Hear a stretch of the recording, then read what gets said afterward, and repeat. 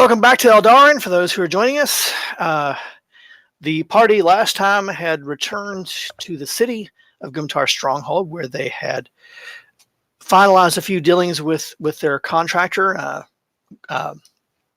And I totally blank on your employer's name. Isn't that great? Mac. On Mac, with Mac, and Mac had also extended to them an option for the job, and he told me we could give them some time to do training and all that. While they were training and getting prepared to leave for their next job, they received an invitation to a party that was being thrown.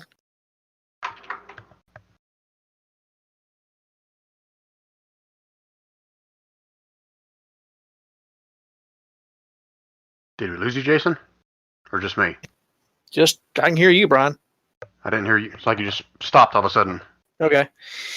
And as they began to do their training and moved in, as they were stepping out of their carriage that evening at the park, they were stopped by a gentleman who was seeking their services, and they made arrangements to meet with him the following day after the party. So we'll pick up as they enter the party today at the castle Gumtar Stronghold in the city of Gumtar Stronghold.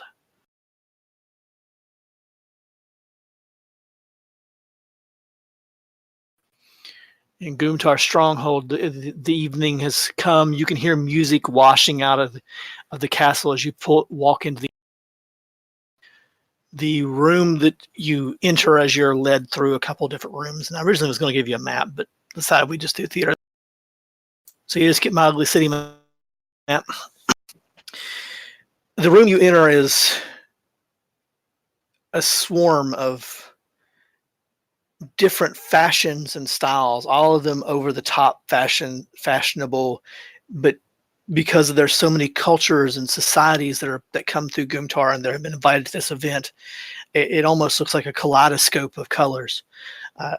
A string quartet plays music in one room. There is a buffet table covered with foods from all over the lands. It's set up in one area, and guests mingle openly in and amongst the group of people in the room, and there's dozens upon dozens of guests here. Most of them seem to be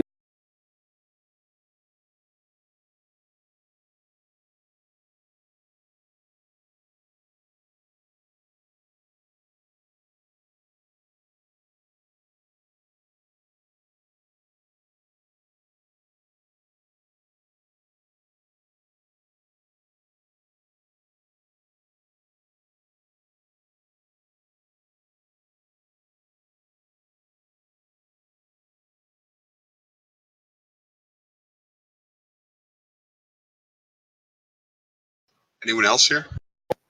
Yep. As you are announced, each one of you are announced to the group as a whole individually, and actually the crowd starts clapping. Can you guys hear me? Now we can. Okay. It's like you just kind of stop for like about 20 seconds. Yeah. I might be timing out because I'm talking so long. So the party is before you. What do you guys do? What party's before us? There's a huge soiree. There's food in one corner. There's bands in another area. Some people are dancing. There are nobles from all over the lands here. The room is awash in all kinds of color and people and group. Do I recognize anyone that might be a friendly face for us to talk to? Give me a perception check.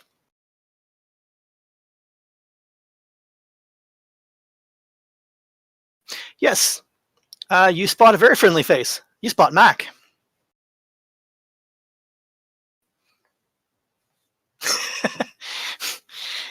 You spot Mac, and with Mac actually is another gentleman, very well dressed, kind of.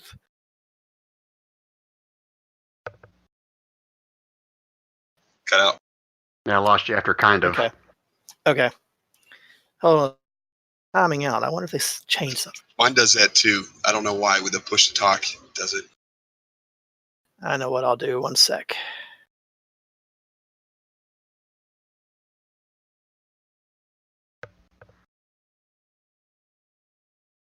Okay, can you hear me now, guys?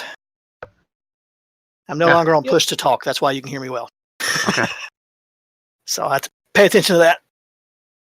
I hear Matthew in the background. You actually spot Mac in the background, or not in the background, but in the room, and he's actually being accompanied, or he is talking with another gentleman who is extremely well dressed.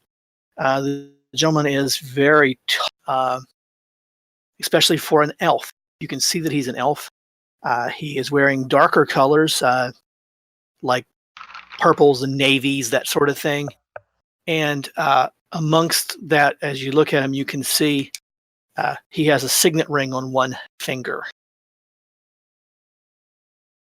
Do we recognize a signet ring as something significant, or? Well, probably not from this distance. Are you going to approach them? I mean, at this point, you're just seeing that he's got a ring on his finger. I do, or you're saying that's what Quorum sees with his perception check? Quorum saw it with a perception check, but I mean, right. You all, if he points him out, you could spot it, but at this point, you couldn't tell what's on his signet. Guys, Mac's over there. Should we go check? I gotta take a step back and ask a dumb question. Maybe you said it and I lost it in your original speech, but what's our purpose for being here? You were invited.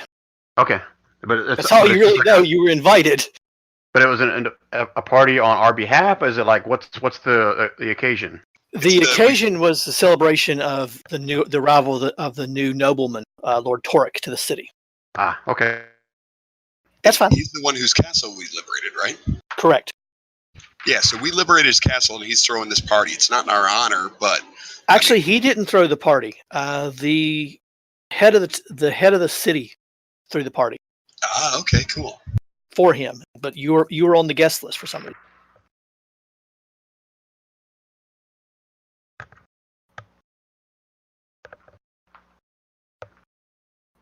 Let's leave a favorable presence here.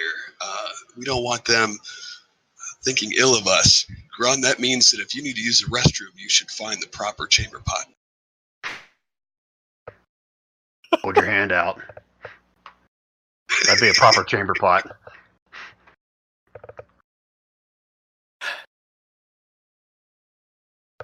All right, so Grun will saunter up to Mac and this big, tall, elf, lanky-looking dude.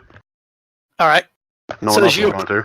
So as you approach Grun, Mac easily transitions into as he sees you walking across the room, and people are kind of parting out of your way. Because I'm assuming, did you guys wear your equipment, or did you actually wear nice clothes tonight? I wore the nice dress that I bought, but still have the two great swords strapped to either side. Okay, perfect. I'm assuming Grun probably wore his standard equipment because unless someone would have pushed me to dress up, I'd have been whatever I'm wearing is what I'm wearing. Okay, so as you approach Grun, Mac just seamlessly he looks over and he goes, Lord Torek, let me introduce to you Grun. You're the guy we cleared out your little castle for you, right? So he graciously extends one hand to you. Like to shake your hand. I'll shake it. That's fine. Give me a perception. And as he does so, perception. Yes, you did clear out my castle. I very much appreciate that. Those lands have been in my family for years upon years. You notice that his hand is very cool to the touch, Grun. I'll pull my hand back. Long time, huh? Yes, it belonged to my great-great-great-grandfather. At least he was the last who took residence in it. And how many years ago was that? I actually don't know. Probably over a century? Must be an elf, right? Yeah. Yes, he's obviously an elf. So. Okay, so I'm assuming Grum at least know this. So a century's not that long for an elf, right? No, it's not. However, my great-grandsire was rather old when he once lived there. Or at least, so I was told. I've only met him a handful of times.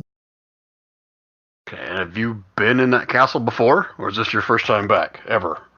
I've actually never been in Castle Caldwell. Actually, as I was telling Mac here, I am in the process of hiring contractors and whatnot to expand the holdings and improve upon it. And I understand left after you all, well, did what you needed. I think it would have been more of a mess if we left them there. Well, I do most heartily agree from what I've been told. My major domo inspected the property not long after we were notified that it was prepared for us to take residence. I'm also in the process of contracting one of the mercenary groups in the city to maintain the holdings. What mercenary company would that be? I believe they call themselves the Bronze Torch. Have I heard that then before? Yes. Bertram, did you walk up with the conversation? Yeah, I'm there. Okay. Just listening in. All right. The Bronze Force? You said? Torch. Torch. I'll be. Okay.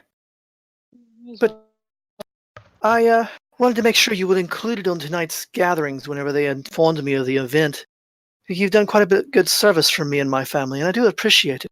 I also understand that you, as Mac was telling me, you retrieved an old family crest. Yeah, who actually retrieved that? I forget. Coram gave it to Mac. And does the Grunt even know about that then? Yeah. Yeah, you were there. You all knew about it. Okay, all right. It was, I forget which one of you was that spotted It might have been there. Dash. It was either Dash or... Yeah, it could have been Dash that gave it to him. Yeah, one of you did. Okay. Yes, it was quite interesting to see. Well, you must excuse me. I do have other guests to attend to. It. Please enjoy, and hopefully I'll have need of your services again soon. All right. As he realizes the others are there, he turns to Mac and says, Master Mac, you have neglected to introduce the others that are here. Are these the others of the venturing company that you were telling me of? Yeah, that's them. This one here, that's Coram. He's one of those music playing people. And in typical Mac fashion, he gruffly introduces each one of you to Lord Torek before Lord Torek gets pulled away into the crowd. Mac, however, doesn't. Goes, remember, you only have about 44 days left to take care of the other job. But enjoy yourself tonight. Is Mac walking away with him? No, Matt did not walk away with him. Okay. I mean, I don't want you guys chime in here if you want to bring something up. I don't want to let Mac walk away without asking him what all Lord Torque knows about what all we found or killed or whatever down there. Now, Matt to move toward the drink tray. Though he's having a little trouble because he's a halfling and kind of having to flag the guy down. Right. Anybody else want to bring something up, or let me pursue this? No, I want to be looking around for the person that we're supposed to meet. Is it just tomorrow? It's not that they're going to be at this party. It's just actually, and with that check that you gave earlier, you spot him on the opposite side of the room from where you're currently. Okay. So he is there in attendance. That's Lord Kincaid we're talking about now? Yes, Lord Kincaid. Okay. And so, Grun, do you want to further interact with our brat? Well, out of character, all I want to do is just ask him what all Lord Torek knows about what we found underneath the castle. I mean, since I'm assuming they saw everything with our rings. Right. If he kept that between. Yeah. No, we give, part of the service, we give a complete reporting of everything that was found. A detailed list of accounting of items and objects pulled out of the keeping case. A reason to question our services. I mean, it was all in the contract, so it's not a deal. But yeah, he's fully aware of the, shall we say, less than savory. Yeah, that portal that led us to the morgue and the dead things and the shadowy thing. That was just weird. And the lady that spoke in our heads. What lady? Nudges Grun. What lady spoke in your head? Oh, that was just Coram. He sounds like a lady sometimes. Oh, okay. Yeah, he does kind of look like a lady sometimes too. All those silks he wears. I think it might be the elf in him. That's actually Mac talking, right? Yeah. I'll give Mac a good old hearty smack on the back and get a little chuckle out of that one. I like that. Now, we did bring it up to Mac. It's just that we did not reveal that Corum did not reveal that he recognized the voice, but we did mention the voice to Mac. Okay. Correct. When you clap Mac on the back, you actually knock him to the ground. Oh, sorry, little man. That's okay, Grun. You're strong, really strong. And he's actually rubbing his shoulder. At that point, he's trying to flag down another drink tray because knocked him down. His drink went across the floor. I'll help. Okay, but I do need to go over here and talk to someone over here because they may have another job for us. So excuse me. And you can tell he's actually using the evening to network the service and try to drum up business for the service. Yep, I get it. Why don't we go speak with Lord Kincaid and see if there's anything else he can tell us about this quest for us? Okay.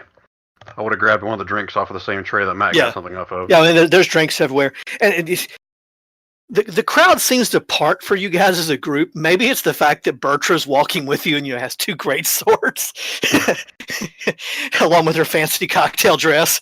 Or maybe it's just the collective, look of the whole bunch of it. They realize that, you're part. But then give me a perception check.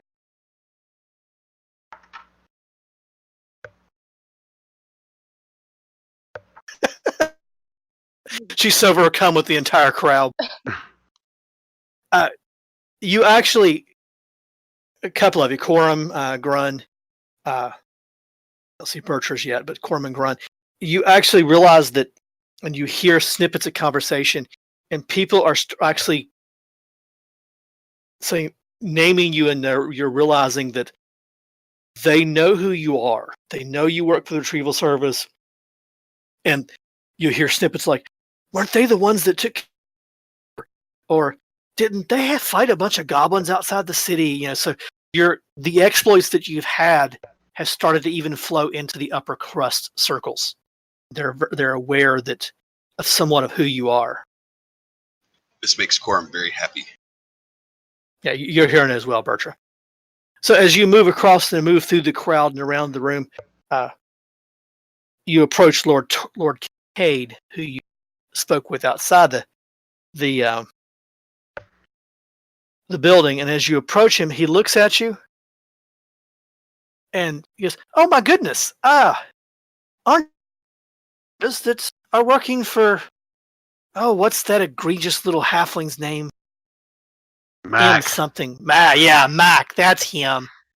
Yeah, he's rather annoying, but he's apparently rather good at what he does.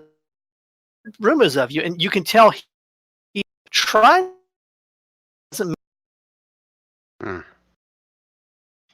Oh, well, we've heard a little bit about you as well. Well, it was nice meeting you. Perhaps we'll meet each other again.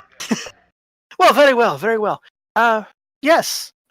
If you are ever in need of my services, just please stop by my estates here in the city, or stop at one of the shipping offices and inquire when you can set up a meeting with me. So Cora moves away, kind of recognizing that he just doesn't want this to be an obvious thing that he knows us. Grun's just going to keep standing there scratching his head. Why is Corum walking away? Hey, Corum, where are you going? What are you doing? I might go play a rousing tune with the band. Alright, whatever. I'll down my drink. Okay. Just stand there. So, and the evening progresses much like that. You speak with a variety of the different lower nobles. I don't want to say the bottom nobles, but the ones that aren't necessarily on the city council. Though all of the city council appears to be present. You spend a great deal of time also talking with a variety of other people throughout the room, and the party runs late into the night. How late you stay is obviously you, but the party and the band. The drinks flow, the food flows. The food is absolutely delicious. Grun, you even find some of the drinks to be quite delicious. I'm sure after about 6 or 7, they all taste delicious. So yeah.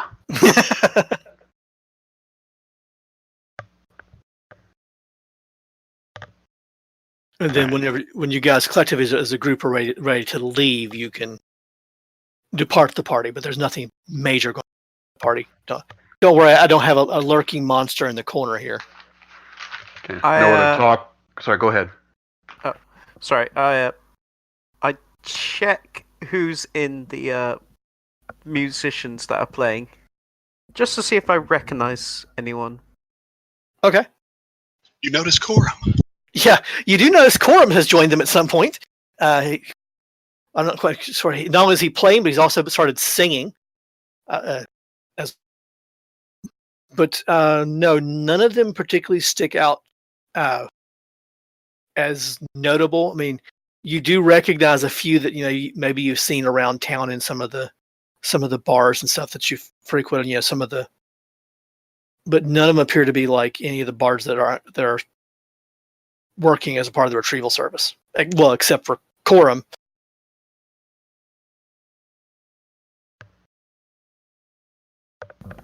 Okay. At one point, Corum actually breaks into a song about one of your own adventures. Yeah, I'm sure he's telling all about the kill stealing. Well, that does feature heavily into it. Yeah.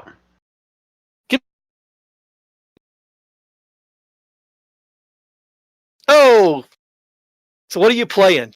Tell us what you're doing there with the band. Well, at first he's just kind of he goes up there. All he's got is a flute, which I needed to rectify before we leave. I want to get at least like a lyre or something, or a lute. That's not a problem. But so he's just kind of like interjecting a little bit. But if he gets the opportunity, yeah, he'll bust out with his tune of Grun. Okay. Yeah, much to your cringe, Grun, you realize that Corum is now singing about you. I'll listen intently for a little bit until it starts getting offensive and I'll stop listening. It was a dark and gloomy night that brought this pair together, teamed up with others, varied and raced, and formed a bond forever. To the tombs they gathered to retrieve what was lost. Lightning got thundered and paid a great cost, and the beast shit near the sewer. Fresh manure laying there. What a pair. And he goes on for... I'll look around nervously, see if anyone's looking at me when he says the beast. No one seems to look at you. Alright. Whatever. So at this party, know who the Gumtooth higher up noble is that owns a merchantman? You don't know him, but he's rather easy to spot. Okay. One, for the fact that he's an orc, and secondly because he gets his name, or got his name as Gumtooth, because he's missing both of his tusks. Okay. But he's there that night? Yeah, he's there amongst the others. He is. Let me describe him. He's an older orc, as you would expect. Very heavily scarred.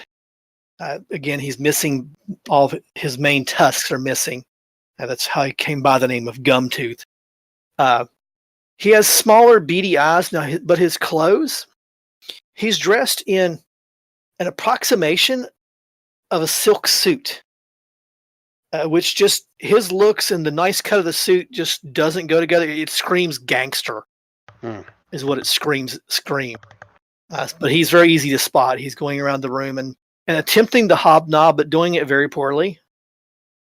Even more poorly than Grun is. Okay. So Grun obviously thinks he's dressed like a gangster as well, or Grun doesn't know any better? No, Grun, he's nicely dressed, but it's not the appropriate for the venue that he's in, or the level that he holds in society. All right. So I'm not gonna, you guys I don't want to hijack the meeting, but one of the things I want to do, I just want to try to eavesdrop on some of his conversations to see if I can find anything more about what's going on at the merchantman with the smuggling of whatever it is inside. So if you want me to do some kind of like a give me a perception check, because no one's trying to hide anything. Well, they might be trying to hide something, but it's a swirling crowd of conversation and music, and you got Corum singing in the background. What are you looking for, Corum? It was more of a joke. I wanted to make sure this wasn't a red wedding scenario Oh, where no, we're all going to get jumped. Okay, you're good. You're good. So you catch a number of snippets of conversation, with him, but you do overhear him mention the merchantman. You do overhear him mention something about the prophets, things like that, but nothing that you can put together as tied to the smuggling operation there. Enough to keep your interest, but not enough for you to definitively say, yeah, he's the one behind it, or he's doing this. Okay. But I haven't met him before, right? No. Okay. Well, I'll at least do a quick introduction, tell him who I am. I'm sure he's aware of some of the fights and stuff I've been doing there. As soon as you walk up, he goes, "You make good money for me. You need to come fight more." I'm glad to hear that. You need to come fight more. Thank you, sir. I'll reach out my hand to kind of shake his hand. Kind of thank him for the opportunity. He reaches out his hand, and one thing you notice almost immediately as he's reaching out his hand, he's missing one whole finger and part of another finger in the middle of his hand. Looks like you've fair share of well, you don't come to be the leader of an orc tribe without your fair share of fights. Yep, I get it, sir. I get it. I'm not trying to talk a long conversation. I'm just basically trying to introduce, make sure he knows who I am. And he actually, at one point, he actually pulls you close to him and kind of wraps his arm around you in a friendly manner. And he starts introducing you around to the different lords and ladies that are there. He explains that you're one of the work in the city, but you also fight at the merchantman fairly regularly as well. And that you always put on a good fight. Okay, I kind of awkwardly let him do that for a little bit, but I'll kind of try to get away from it. I'm not really crazy about the accolade. Like I said, he's clumsy at it too. So as soon as he realizes he's probably not doing the right thing, and he kind of quits, and you're able to slip away. Okay. All right. Do we hear any other news at this party about this danger in the north? The threats. You do hear a couple of whispered conversations among the party, and one of the conversations that you guys, as collectively as a group, kind of pieced together. Apparently, the city in northern part of the freehold of Imanzia, trying to take control of Byland and Mist Meadows, and they are being run, or Springmead is being overseen by a noble by the name of Ronsvold Vert. And Ronsvold Vert is a relatively newcomer to the scene. He only recently kind of took the reins in that area, but since he's taken the reins, a lot of the criminal activity and things like that have dropped off. There's his name in chat, so he goes out spelled. But he obviously is trying to make a hold or a grab to end up there. He's been kind of putting a squash on some of the illegal activities, what I understood, correct? Right. Okay. And you said it's over areas called Byland and Mist Meadows? That's what the areas he's over? Yeah, the cities that apparently he's trying to make a grab for is Byland and Mist Meadow. Okay. It's all one word? All one name? Okay. Yeah. I'll put them in chat. Those are two cities actually nearby. He actually has legal control of the city of Spring. Okay. And if you look on the region map, you'll find those cities and where they're at. So he's currently over Springmead, but he's trying to get his hands on Byland Mist Meadows, right? Right. Okay. And that's all taking place in what's colloquially known as the contested lands, because they're not a part of a larger controlling whole like the area that you're in right now. Okay. Sorry, I'm just writing. That's fine.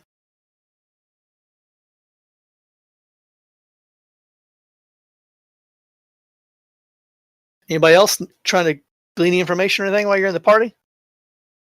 Just one quick question. Did I get Gumtooth, the owner of the merchant, get his name? Gumtooth. That is his name. Okay. I didn't know if that was like a nickname or whatever, but yeah. No, okay. Well, it's the only name he goes by anymore. Okay.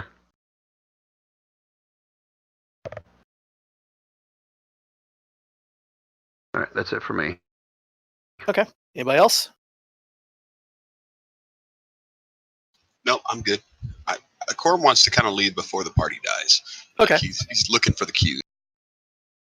There comes an obvious time, when the hour starts getting late, and you can tell that the party's starting to petter out, and you each find your time and excuse yourself. And in each case, whether you go as a group or you go when you arrive at the gates, the members of the tally mark that are there call for the coach that brought you, and a coach, either the one that brought you or another coach from the city, arrives to take you back to your rooms at the sword chest plate. So we all taking like one vehicle? That's up to you all. It depends on as you all leave, in what order and sequence you go as a group or what have you. That's totally up to you all. I'm just wondering if we had a chance to talk as a group about when and which of these two quests we're going to take on first. And I apologize if we discussed that in the last session. We're doing Max, but Max has a bigger timeline, so we're trying to meet with Lord Kincaid tomorrow to get the final details of what he's asked to do that first. Okay. I think.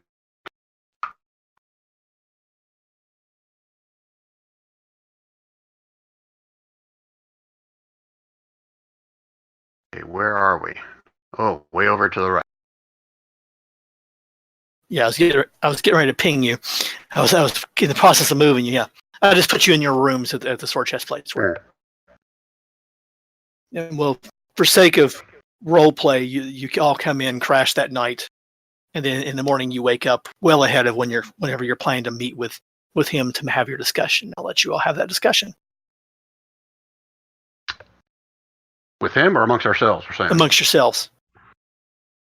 All right, so are we in agreement? We're taking both these jobs if we can fit them in? Yeah, absolutely. All right, so just out of character. All I know about Lord Kincaid is his son's getting married, his wife has been abducted, and we're supposed to go basically find her. And that's all the details I've got in my notes. Other than he's going to give us like 500 gold pieces each, plus free room and board, and some good deals on some vehicles. Is there any other notes that you guys had on what exactly he was offering or wanting from us? No, that's about what I got to. I couldn't tell if it was north or south of, because I know we're heading north for Mac's quest. Right. Is Lord Kincaid's quest in the north as well? He did not divulge that information to you. Gotcha. I recall something about bandits, but I don't remember anything about a location. Well, the Corcliffe thing had something to do with a pirate and buried treasure, or we hid a treasure somewhere, and that's what we're trying to find with that one. Yep, the size of Bertra. Yeah. All right, so if there's no discussion amongst all of us, I guess we'll just head on over to Lord Kincaid to try to find out more information about this. Okay, that's fine. So I'll just leave you on that map there. As you travel to Lord Kincaid's holdings within the city, you're quickly ushered in as you were expected, as you would think you would be, and you're taken to another study in the building. Actually, it's a small library that he meets you in, and he comes in and says, thank you for keeping our anonymity last night, Master Corum. I do appreciate that, as the matter in which I wish to engage you with is rather, well, sensitive to both my business and my family. Understood completely. So Lord Kincaid is dressed in a rather plain cut set of clothes. He's not extravagantly dressed, but he is in his home.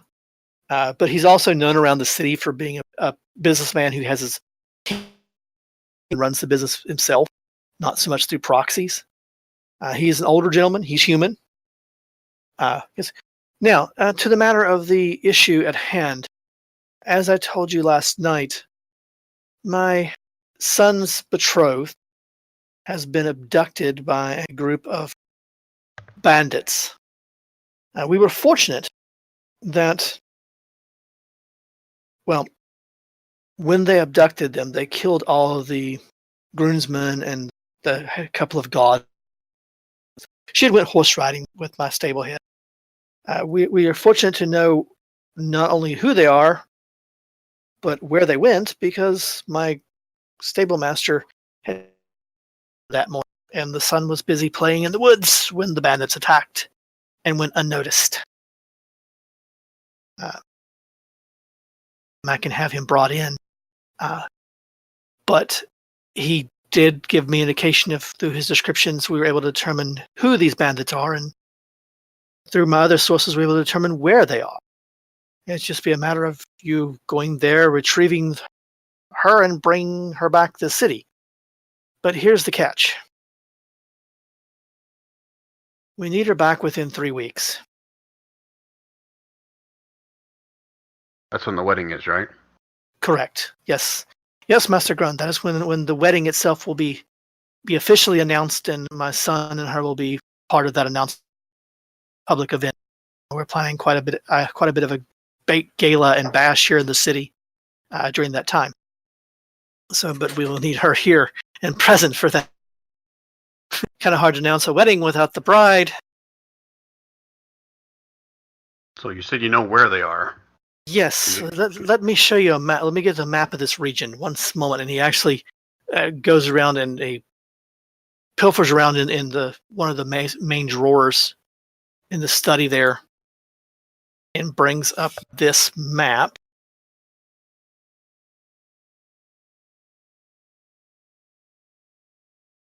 You may do a shift click if you're pointing someplace. Yeah, I'm getting ready to. I'm just going to get the right spot.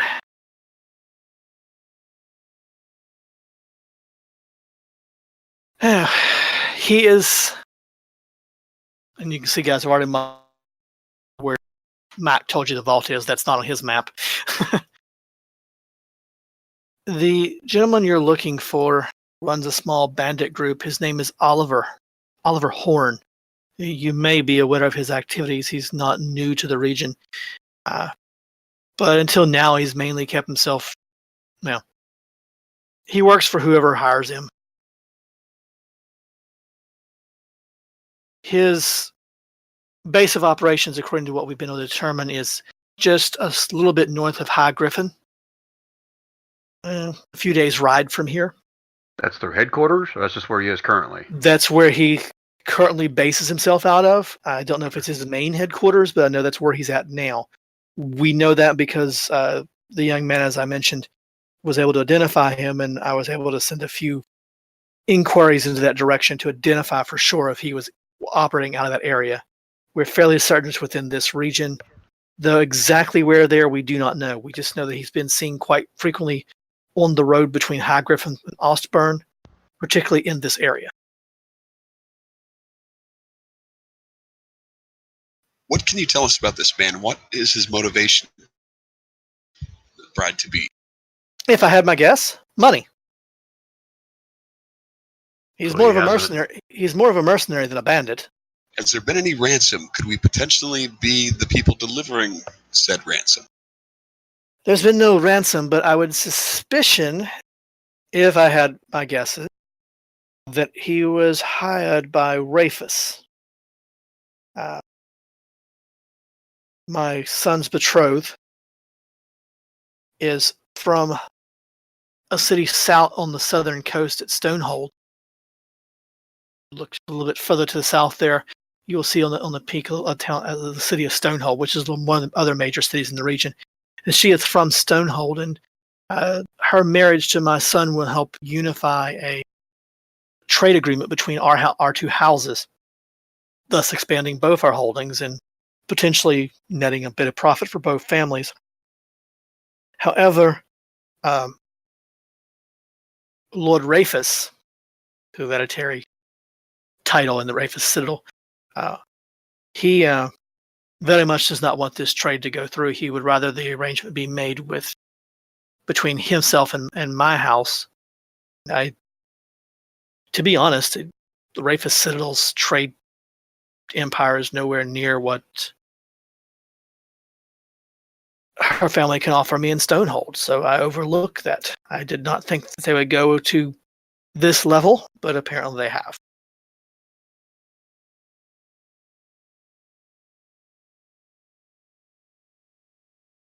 What can we do to help? Well, if you could travel to Oliver operations there north of High Griffin and retrieve Princess Sylvia and bring her back here, we would be most appreciative, very appreciative. I am willing to 500 gold pieces for the operation. In addition, I can make available one of my holdings here in the city for you all to use for the next year. And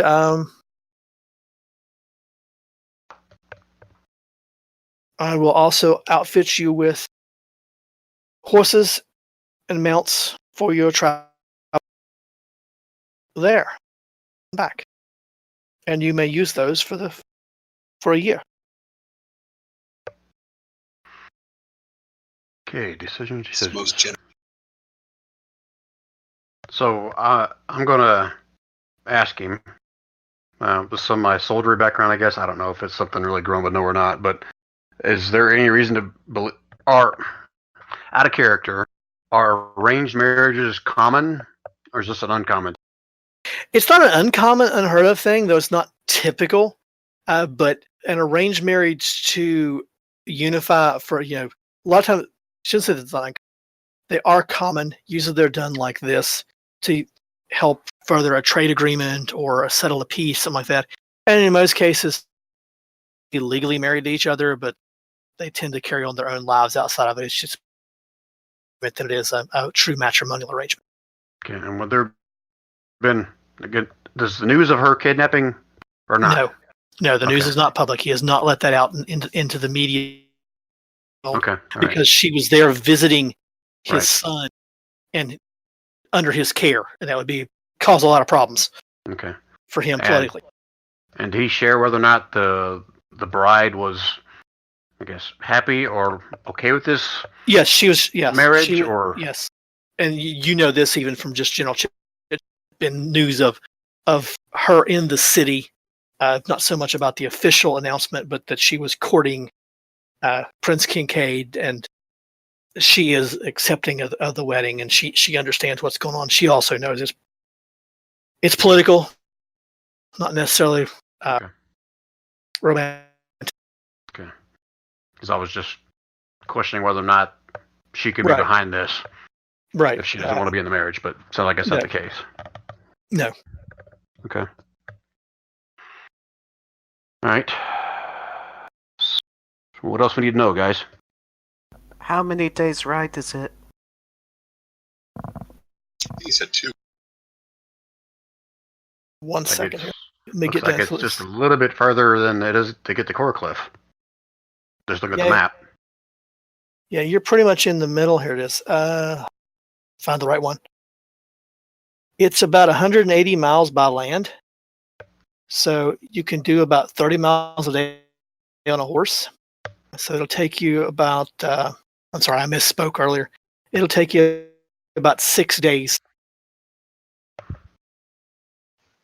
We currently have 44 days left or 43 days left. That's 6 days by foot, 6 days by what? 12 days by foot, 6 days by mount. Okay. And that's one way. And how long was it to Coracliff? By Coracliff, it'll be 3 days by ship, and then about a day and a half, 2 days. Say 2 days for round numbers. So it'll take you 5 days to get to the vault, 5 days to get back. Time you spend in the vault. Okay. So you get about 10 days worth of travel that way. I think we can do it, guys. Yeah, I do. 2 weeks for each job seems doable. But this one has to be done within 3 weeks. Right? Correct. Jason? Okay. Yeah. to meet his deadline, yeah, you'd have to do it first. That's up to you all to decide.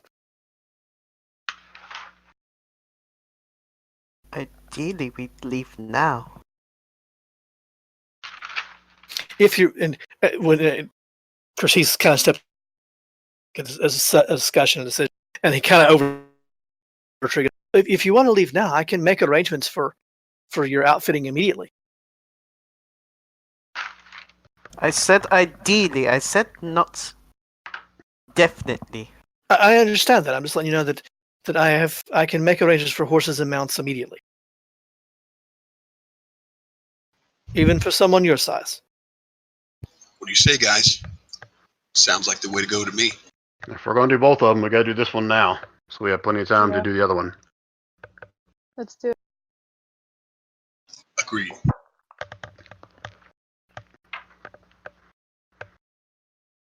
So, do you let him know that? Please arrange Correct. for mounts as soon as possible. We leave within the hour. Very well. I'll notify my stable master. My new stable master. Kind of he kind of smiles wanly at that one. It's like, yeah, I'll notify the stable master and I'll have mounts prepared. I can provide a week's worth of rations on the mounts, obviously, and then I'll provide. And he reaches in and he pulls out a pouch. Says, and this should cover your other traveling expenses.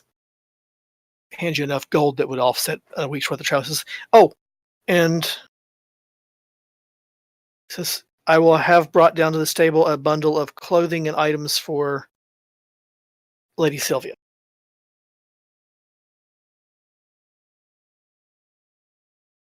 I'm sure she'll want. Right? Yes, I'm sure she'll want to change of clothes. Is kind of what he's saying. All right. Okay. So we're going He to meet doesn't back want her here in an coming hour. back like she was a kidnapped victim. He wants her coming back looking like she's just out and about. Exactly. Yeah, so if you'd like to relax here, you can. I can have refreshments brought to you while the arrangements are made, or you can travel back to your inn or whatever you wish. Any chance we can get any kind of like some magic healing potions? Not on this quick of a notice, unfortunately, Master Grun. How much I can notice see do what you arrangements need? I can make while you're gone. Perhaps if you're nicer to Corum, you'll get healing potions in the form of healing spells. Are you talking to me or Kincaid? Talking to Grun. Yeah, perhaps if you're nicer to me, I won't.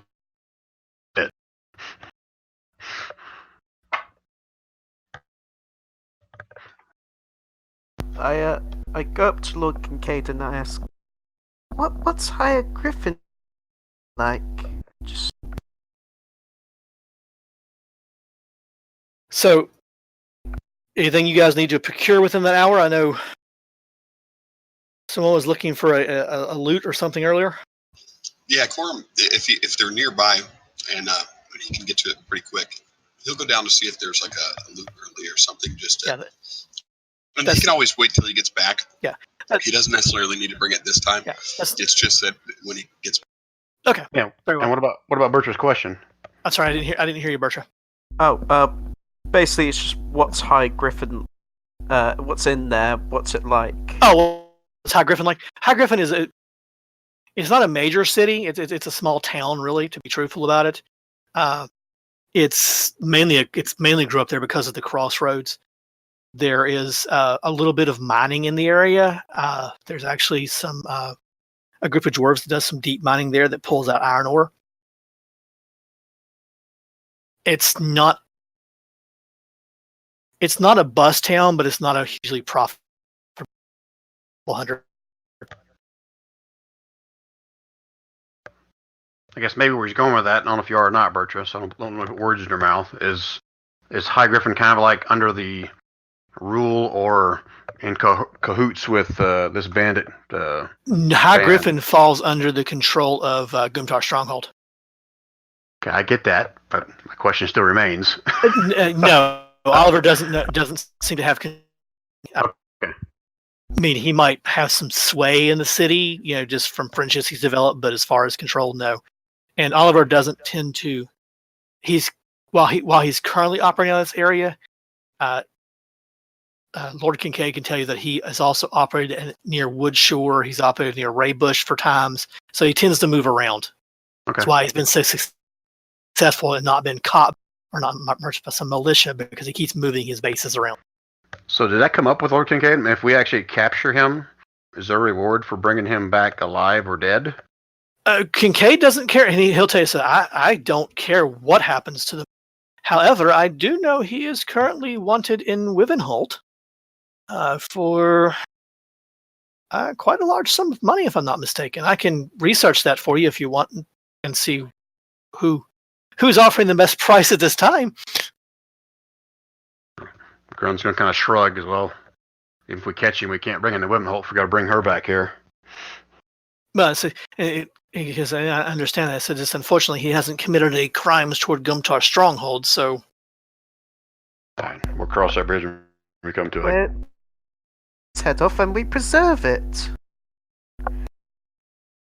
Yeah, is the reward alive or dead? last time I checked, I believe it was either. Same price? Yeah, that I don't honestly know.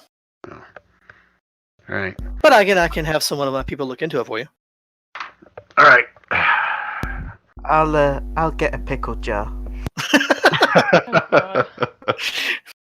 So the your various preparations, locating pickle jars and various what other items you might be looking for, and a groomsman comes in and leads you down to the stables, where a row of, well, one by one horses are brought out to you until it gets to you, Bertra.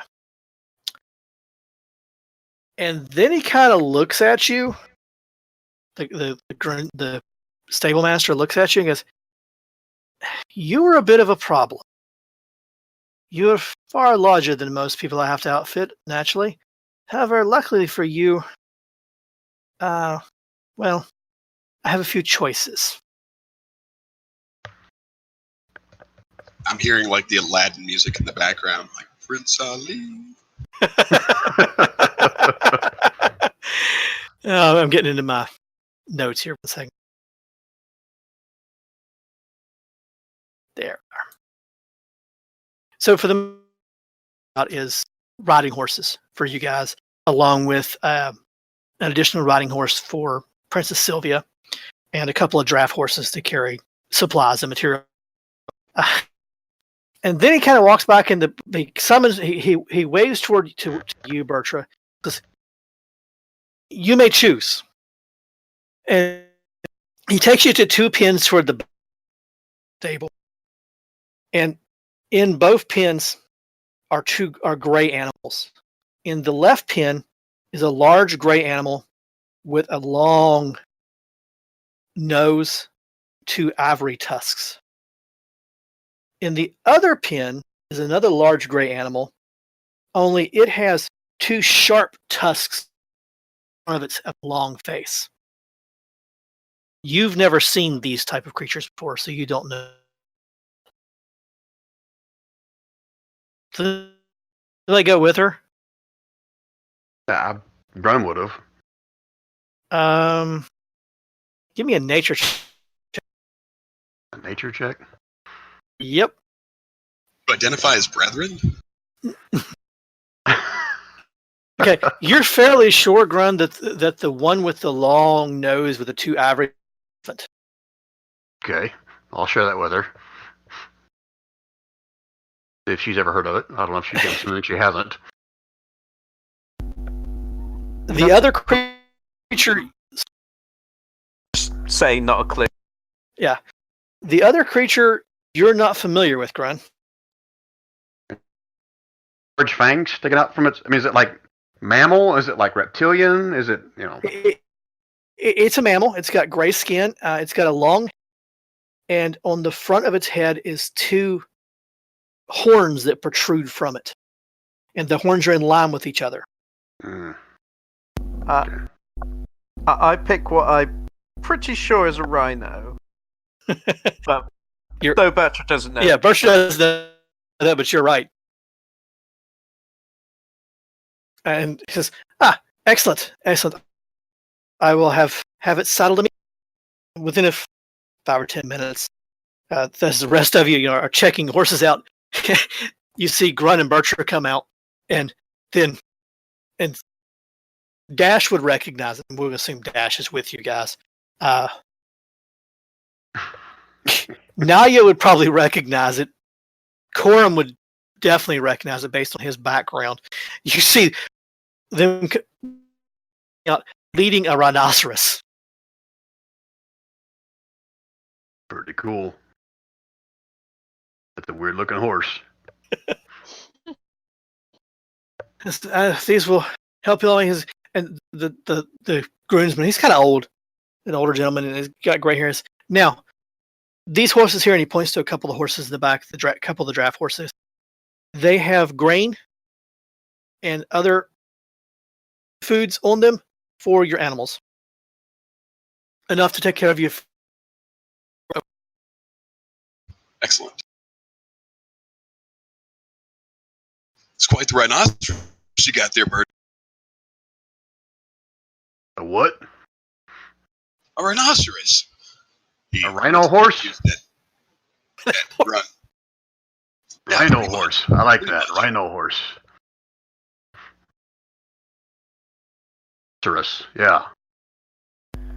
A rhino horse. Yeah.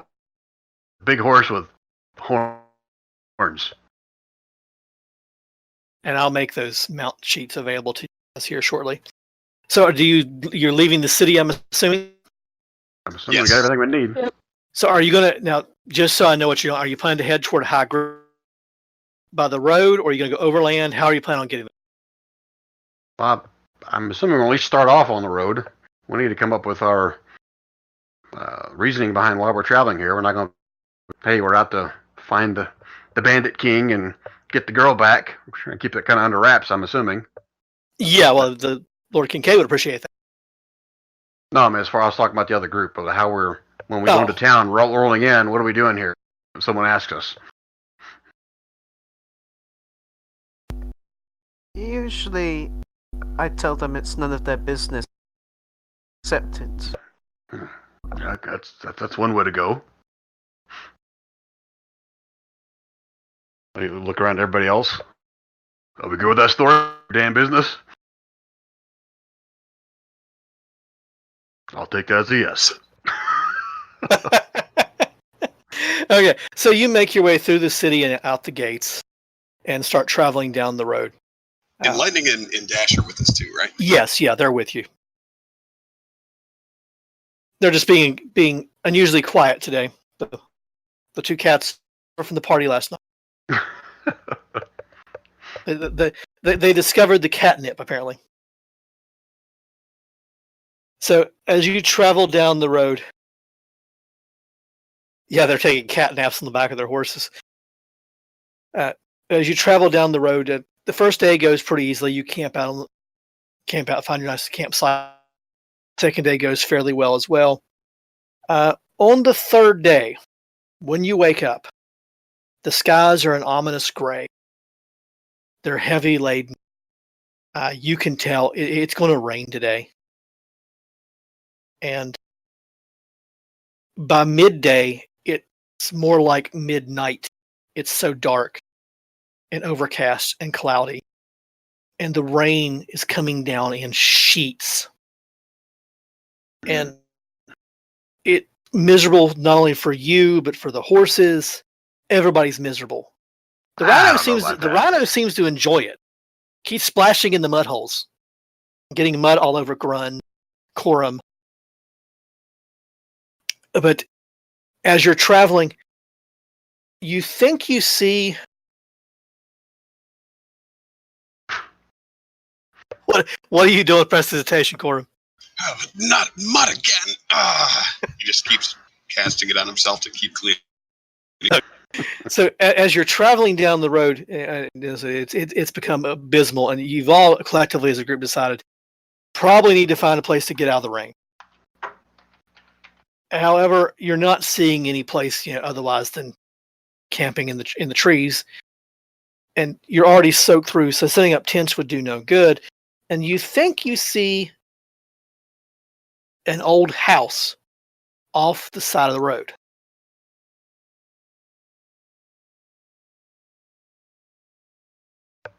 An old house, like. Over on the Go side. ahead.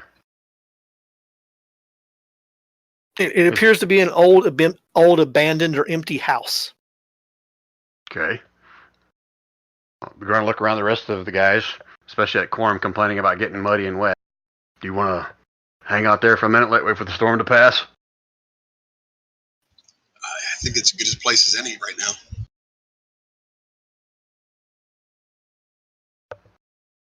So I guess we're heading to the abandoned house.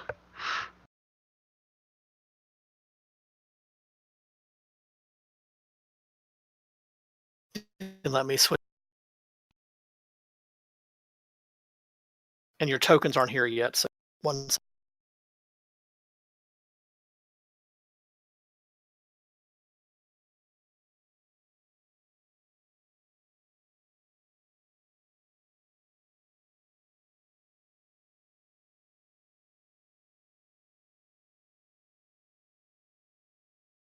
Helps to be on the token there when you're dragging people out.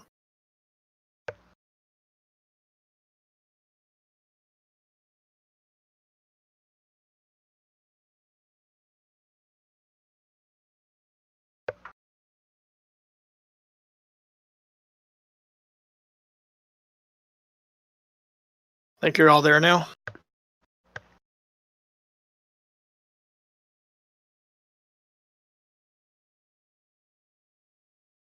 So before you see an old, dilapidated house. Its roof is covered with moss. It's obviously not been used for years. Maybe someone's hunting camp.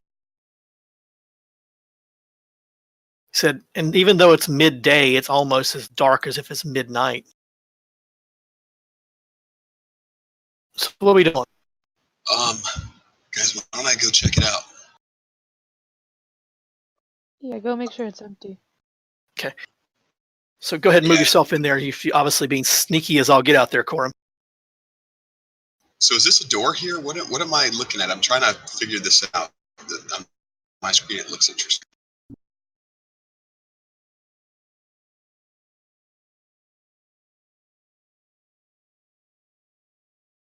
Or is this the door over here? Yeah, right there is a set of steps leading up to what used to be a door. The door itself is missing. You found your way into what was probably a sitting room at one point. There's no furniture left in here. And you can see there's another entryway on the back, and there's another room off to the right. The floor kind of creaks beneath you, Corum. So this room also is open and not open, but the door's not closed or anything. Though there is a few places where rain is dripping in, the room appears to be dry and keeping the weather out, at least for the most part.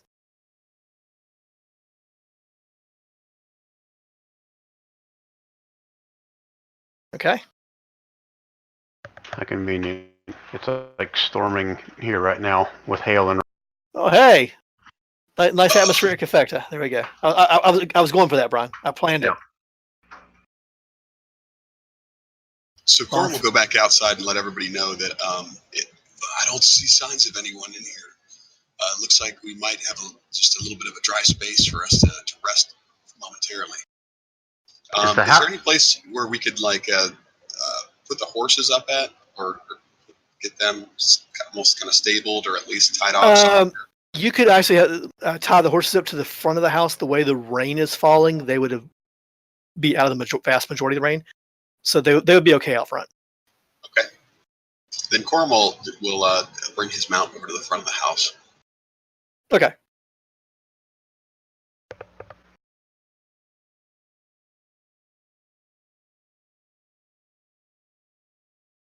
So what time of the day is it, roughly? Well, midday, but it looks more like midnight because it's so dark and it's raining so heavily.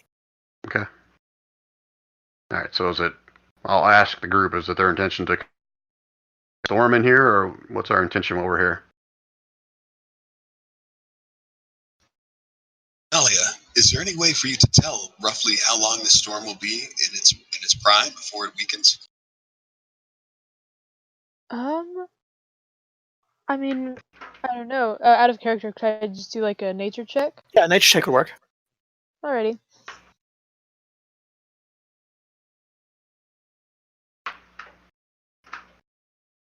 One second.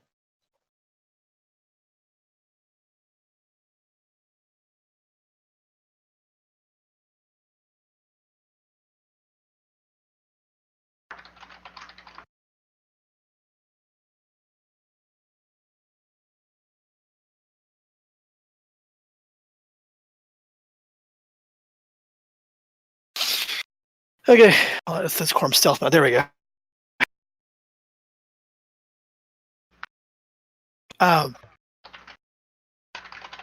As you reach out and kind of consult the ground and the earth there now, to get a feel for the storm, you can tell that this storm is probably going to run well into mid. It's a soaker, and it's going to be here for a while. Alright, I'll relay that to the party. Okay. And Grun, what are you doing? Are you looking outside for traffic? Like for what kind of traffic? I'm just trying to see if this is really is abandoned.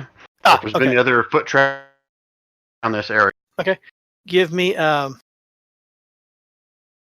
investigation check. Investigation or survival? Survival would work too. Okay, survival works much better for Grun. Okay. You don't see any tracks or anything around here. I mean, obviously it's been abandoned for a while, kind of human or sentient. You do see tracks of some kind of large animal that's moved through the area recently, but it seems like it just kind of moved through the area. It looks like it did come up to the house at some point, but then it moved off. Okay. All right, I'll relay that with the group. It looks like this has been abandoned for a while. I haven't noticed any signs of any kind of foot traffic around the house or coming in and out. But Grun's going to stay out in the rain, keep watch, at least for the first little bit. The rain's not really bothering him that much. He kind of enjoys it. Yeah, the rest of you can go and move your tokens in there. Let me move our non players here. I'll go move Light in the room, Dash in the room. They'll take up their spots there and find a place that runs outside there. Nalia and Corum are like dancing in the front. we literally each moved our token to the exact same spot 3 times. So you guys are following each other around. The intensity of the rain picks up, Grun, and the lightning gets worse to where visibility drops to only maybe 10, 20 foot in front of you. Really? I mean, it's a frog strangler of a storm. All right, so even if someone would have cast light on my axe or something, it wouldn't help any, is what you're saying, right? Oh, you can. I mean, my 30 foot of vision, but it's still good. You're not gonna have much visibility here. It's raining that bad. Okay, well, 30 foot's better than 10 foot. So I'll ask, was it Quorum or whoever I know cast it before, cast light on my battle axe so I can see a little bit better? I think that's going to be lightning unless Nalia has this light spell. But I think it was lightning, and she's more than happy to comply. I won't walk it. Should be a cantrip anyway. Yeah, it is. I'm pretty sure it is. Okay. So you can see a little bit more, but the rain it starts pouring the rain down, and then of course as the sun goes down, the darker it gets. Even though you have some visibility, the light drops even more. And give me a perception check, Grun.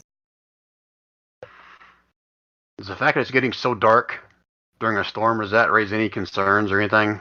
No, you can just tell that the sun has been up, and it was almost pitch black, but it wasn't dark, completely dark. But you can tell the sun's going down. It's getting later in the evening. It's basically nothing unnatural. No, it's nothing. Okay. Nothing natural. Like you can just tell it's getting later in the day. Here, the sounds or noise of something coming through the brush or off to your left, where you're standing off. rest of them. Does it sound like a single thing? They're kind of not really. With the way to tell for sure, you just know that there's some uh, a weird sound. Weird how? It kind of sounds like a growl, but it doesn't sound like a bear's growl. It's just a mixed, weird kind of sound. It doesn't sound like anything you've ever encountered before, Grun. Okay. So am I on my horse still? Did we all put our horses somewhere? Well, most of them, so they lined up, but they put their horses in the lee of the building there, so they stay a bit out of the rain during That's the what I'm night. asking. Is the sound I heard growling Oh, on the other side of the horses, or the horses behind me from where the horses are behind you near the. Okay, all right. That was my first concern. Whether or not this is something. You weren't hearing the horse. Can Corm see me from here? I don't know. That was kind of the idea. Corm was, he doesn't have to sleep much. Also posting up near the front door. That isn't okay. Corm, give me a perception check. Okay. Yes. I am so glad I rolled that right now. So Grun's going to kind of look over in Corm's direction and kind of make some kind of a hand gesture, like, I hear something. Now, whether or not you want to let that perception rule. No. Go he sees you pointing that direction. There, yes, over there, not near the. So go ahead, Jason. No, go ahead. I was going to say, so it's up to you whether Corm understands what I'm pointing at. I just did it in character. All right. So if you did that, then I'm going to actually walk up to you, and I'm going to tell you that I heard something over here, maybe a growl, I'm not sure, but I'm going to go investigate. So. Oh, I totally had that confused.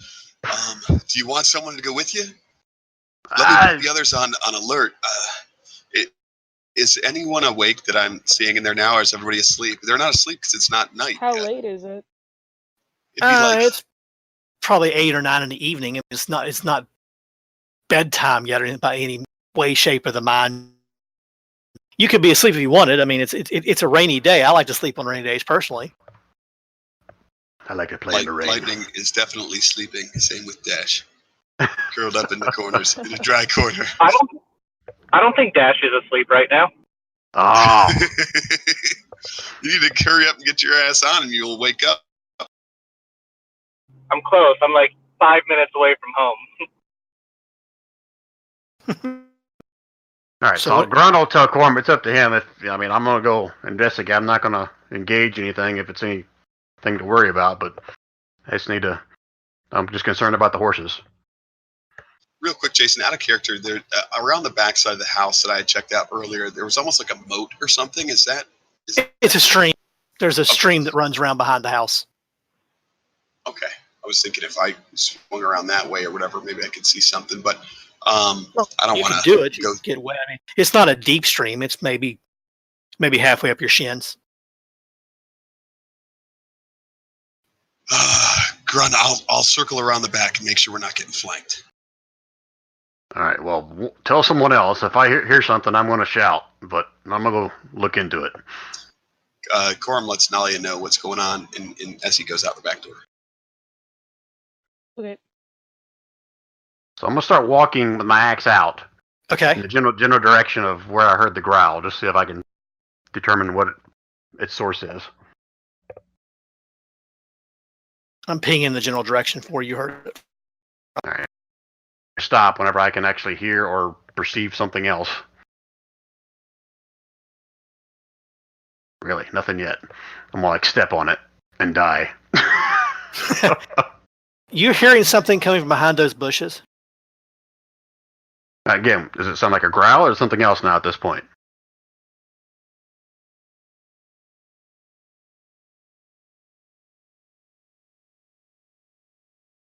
If you said something, I didn't hear it, Jason. He's pulling out the token right now, and Grunt's going to die. You think you see something behind those bushes? Can you give a perception check, Grunt, to see how much you see behind those bushes?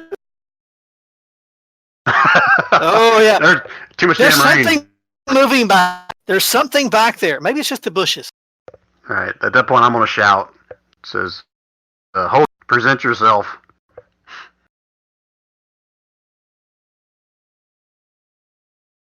Holy shit. So this huge feather-looking thing comes between the two bushes and branches out into there. And then for initiative. As a free action, can I shout? Yes, you certainly. Fight!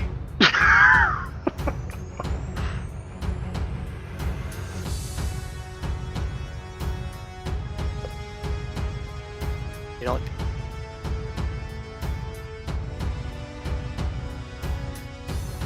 Can you roll for dash and for lightning too? yes, 1 second. Thank you. You're welcome. Don't worry, we'll make sure you're dead time you get on. If I die in the next 5 minutes, that's gonna be very depressing. I think I got them both in there now. Well, you even gave Dash advantage on initiative. That was nice of you. Yeah, it's because it was still advantage on the sheet and I didn't go to the sheet. Okay, let me sort that. Is everybody in? Looks like everybody's in. Yeah, let's go reverse order tonight. That sounds better.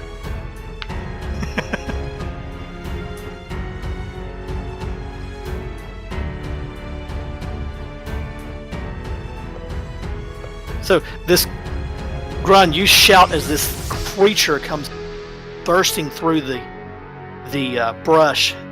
You can tell it looks concerned as it comes towards you. Ask our guest monster what it does tonight. Take it away, Matthew. Owlbear does not quite appreciate people coming into its living space. Not one bit. And all of a sudden, it has a target right in front of it, who decided to seek him out oh so graciously.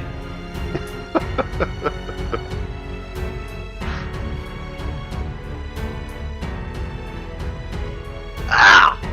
Alright, so that one hits. So the owlbear comes bursting through the brush and slings its claws and starts hooting and so smashes into Grun. Does the owlbear move, guess? The owlbear will get up a little more closer and a little more personal. All right. And then, of course, we get to Grun, who gets to respond next. What happens, Grun? Well, I'm gonna freak out a little bit. Have I seen one of these things before? You have not seen one in person, but you've heard stories about him. Most time, you kind of believe it was bullcrap. I mean, an owl, no. Yeah. Come on. Yeah, it's definitely bullcrap now. So I would like to rage, All right. and then I'm going to crack him, hopefully, over the head with my axe. You hope, right? Where's my freaking token? There it is.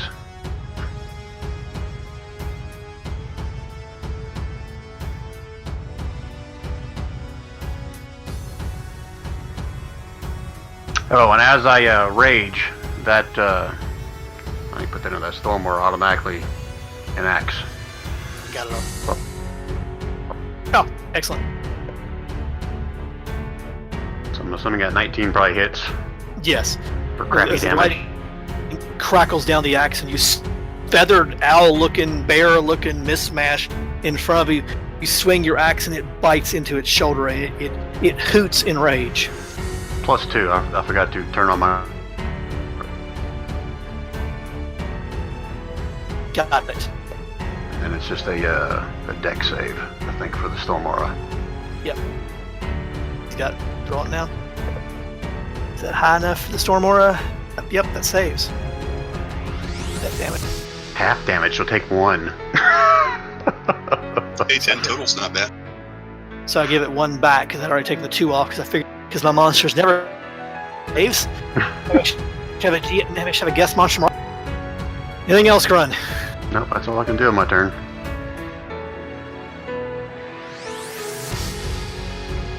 Yep, I was wondering about Owlbear 2. Okay, that means there's a 1 somewhere. Indeed. So as you're initiating with the first one, a second one comes tearing through the brush, shit. and it doesn't appreciate you attacking its mate. I wish I could read its thoughts. Then I could respond. Ow! Oh my god! Ouch. Right. So luckily that because I'm raging. Right, So- but still. 3, so you round down for half, right? Yeah. All right, so it's 11. I'm screaming at this point. Two of them! Ah! Okay. How's that healing pusher looking like? It's come. Dash is gonna come out the front door. I'll kind of do dash for him. Yeah, it's fine. Front door and fire a shot at Owlbear 1 when he has a better target of. But he's gonna stay near the cover of the front door. He's just moving half his move out, take a shot, and he's gonna move the other half back behind the door wall for cover. Okay. As much as I don't want to metagame since I'm like being double teamed here, but that's probably a disadvantage, is it not? Since a downpour. Yeah, actually it would be. So I gotta deal with that. A sec. Well, would it be it's straight? No, it's pouring the rain right now. It's the problem. So just weapon, like missile weapons in general are the Yeah, most weapons in general right now are gonna be disadvantaged because it's raining so heavily. And let's see, there's his short bow shot. Which Owlbear, the one that attacked Grun, or well, they both attacked Grun. The first one or the second? The first one that he has a clear line of sight to. Okay, that'd be Owlbear 1. Okay, even with disadvantage, he still smashes into the Owlbear with 8 points of damage. If he has disadvantage on the attack, does a sneak attack apply for? No, he wouldn't get sneak attack right now. Okay. Try and dash. Me too. I'm literally logging in at this point. So. Okay, let's see, and then Dash ducks back into cover, right? So Yep. edge the thing there, and we'll move to Bertram. Oh. You hear a Sorry. clamor out front. Sorry, my token just went. I start making my way forward.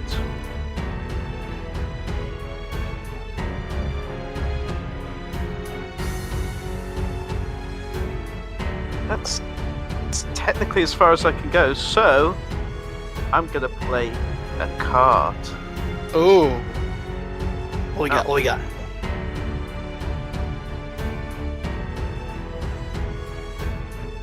Never did figure out why my cards won't drop.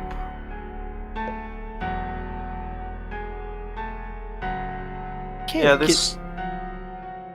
I drag them. I pull them over to the screen, and they won't drop. Yeah, just have you read it to me again because it said it's not even letting me access them. Okay, it says for this encounter, if you are adjacent to an ally, you grant them advantage if you forsake your action for the round. So, Okay. since I could either up there, I'll instead give advantage to Dash for them. Okay. For them, telling them, imagine, just say, aim for. Okay, sounds good.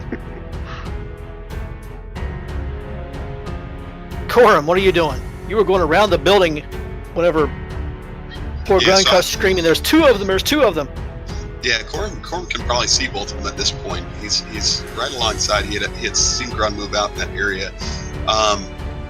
Question is, my measuring tool, is it correct or not? Because I'm showing that I'm like 25 feet away from it, 35 feet. Yep, 35 foot. So all you're seeing is shadows at that distance. That wood stack, if you go across it in front of you, is actually difficult terrain.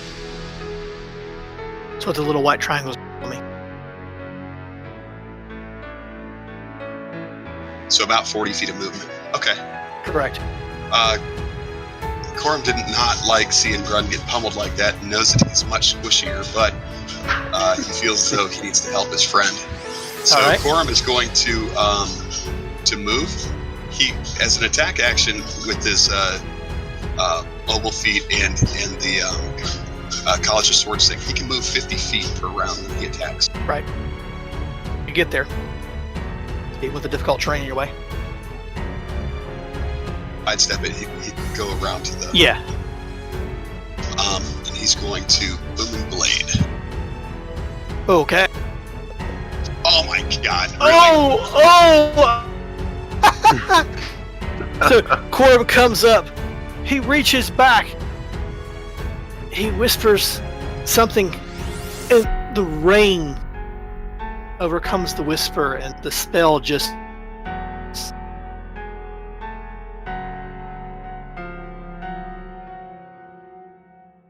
Poor Corb's going, oh crap, oh crap!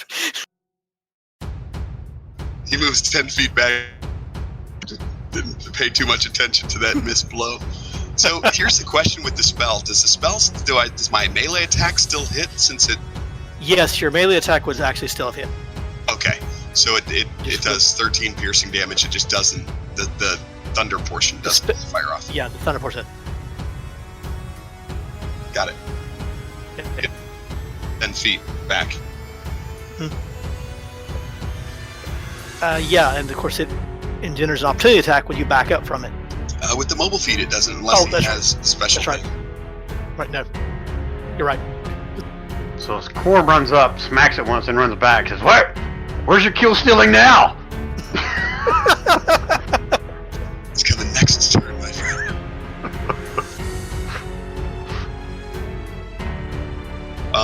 With that, Corum is going to end his turn.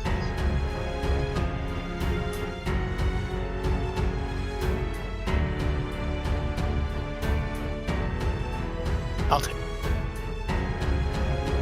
Sorry, whether I was asked a question. Okay, Corum ends his turn. That brings around to Lightning in the Empty Sky. Lightning comes creeping around, curious about what all the noise is, and she can get, like Bircher, she can get right about to the edge of the stairs there. She sees these two huge feathery-looking creatures, which she's, again, heard of, but she's never seen either. And let's see, does she have any ranged? Healing word is 60 feet. Just saying, huh? Just saying. Just saying. Well, that would be likely what she would do. Seeing Grun injured out there.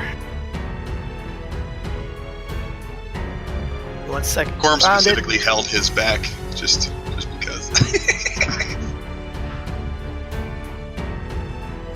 There it is.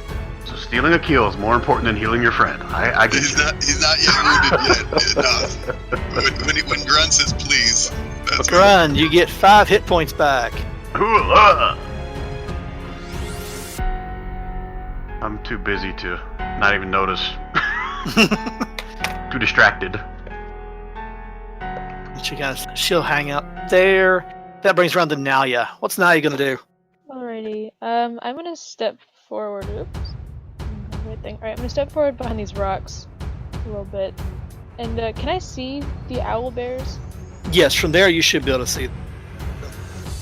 They're still dark, kind of dark, shadowy looking, but enough to you can tell what they are. Right, that's okay.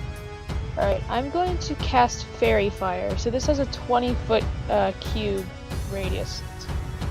And I don't know, let's see. Ooh, great. So I'm trying to cast it kind of back here so that it'll hit the owlbears but not Grun.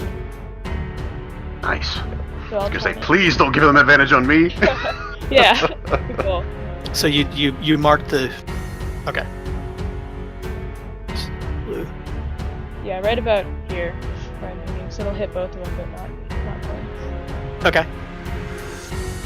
So both of them now are glowing with little specks of fire on them, making it easier for ranged weapons to attack them. Okay. Anything else? Nope, that's it. So your ranged attacks are no longer at disadvantage because you can see them clearly in the night now. melee attacks have advantage. Yep.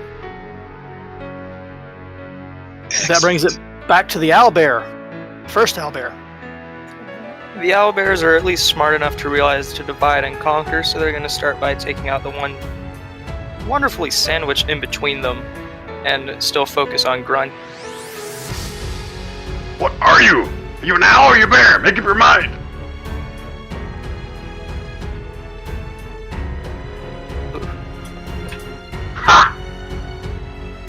foul beast! You should taste my blade!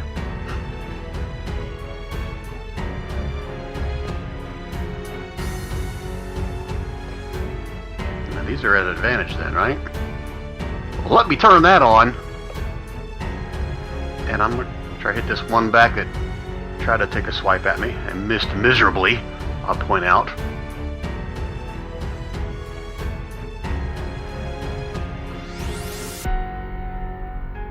And as a bonus action, I'll give him a little horn on the side of the head, hopefully.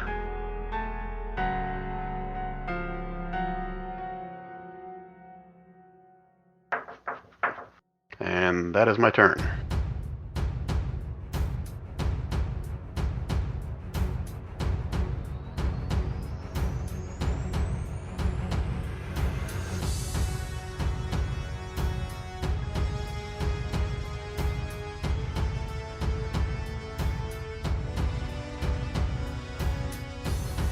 Okay, so this owlbear, it's seeing that its mate's getting hurt, so it's going to try and push Grun farther away from it while silencing it.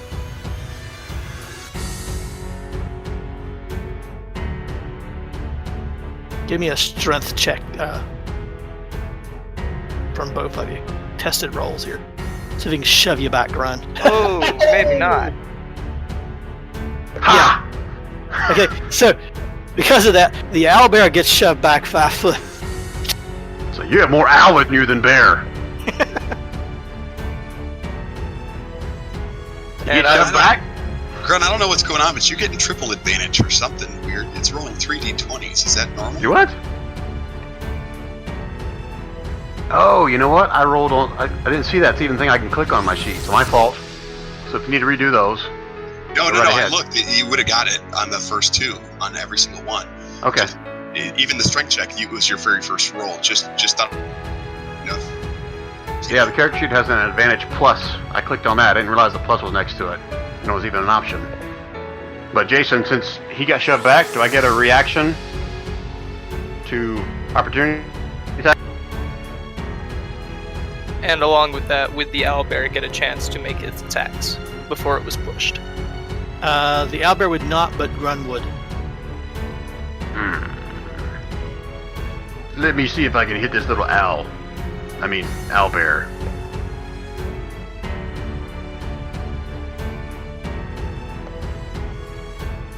Oh yeah, that hit.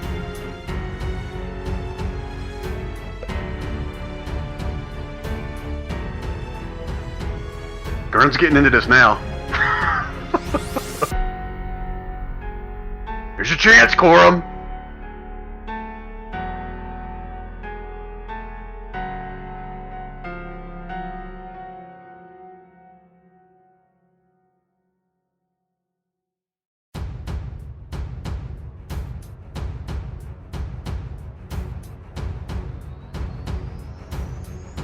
I think there's a little powwow between the DM and the monsters.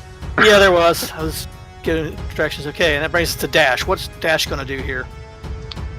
Dash, seeing something that looks like a bird, and Grun being somewhat surrounded, is going to use his movement and his bonus action, or actually his feline agility, to run something like 60 feet. So. Now the area is marked with white difficult terrain. Okay, so 20, and then the feline agility will kick in, so 5, 15. Am I within 5 feet? Oh, there I am. You are now. So within 20. Then I will add advantage. Use my scimitar.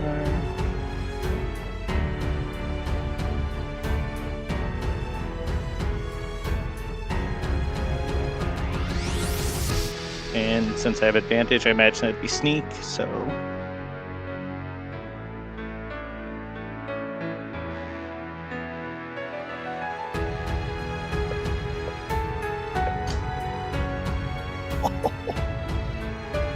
And then I'm guessing it's still alive right now, or? No. It's exactly at 0 hit points. Well, then that is exactly what I meant to do. You got a new thief in the bunch. And then I'll be like, well, Corum, Grun, that's how you do it.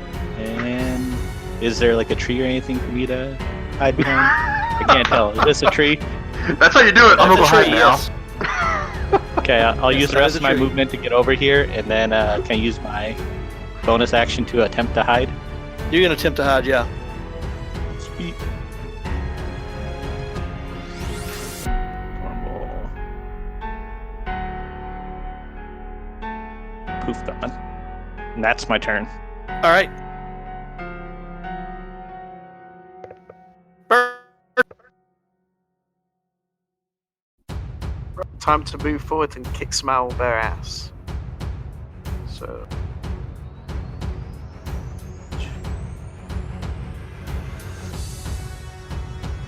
5 and 6. Whew. And then it's time to use my new weapons. Cool. Let's see it. See how they work. Oh, nice. And the D4 from the brute.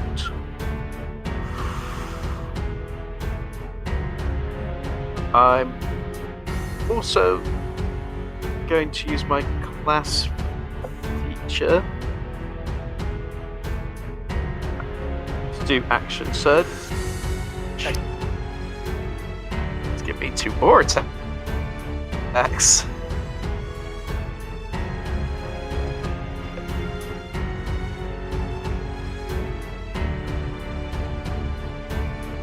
Oh, Damn. that wasn't even a crit. Well, a 19 got that. Damn it. Holy shit.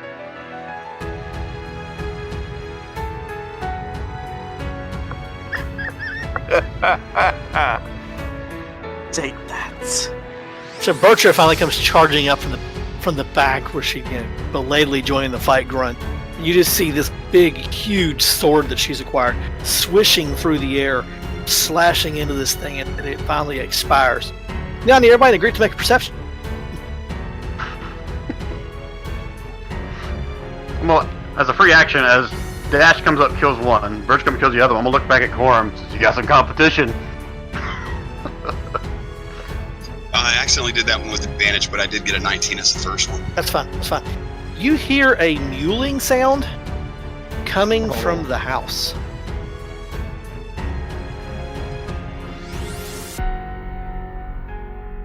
I'm assuming Grunt hears that too. Yes. Everybody but Dash. Hey, I was a little under the weather today. Sorry, guys. Yeah. Nadia, you're probably the closest to it when it actually started during the fight.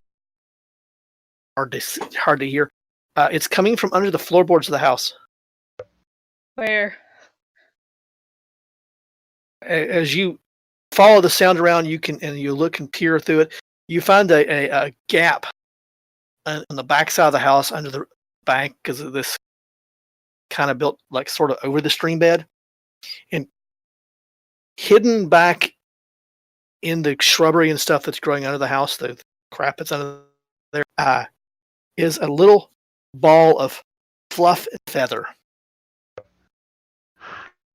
Oh man, we're a bunch of assholes. Worst part is, I totally knew this was going to happen. I was like, this is definitely a trap. There's 2 of them. Come on, the guest GM even said something about. Right, but we didn't understand that. He wasn't like speaking in common. Yeah.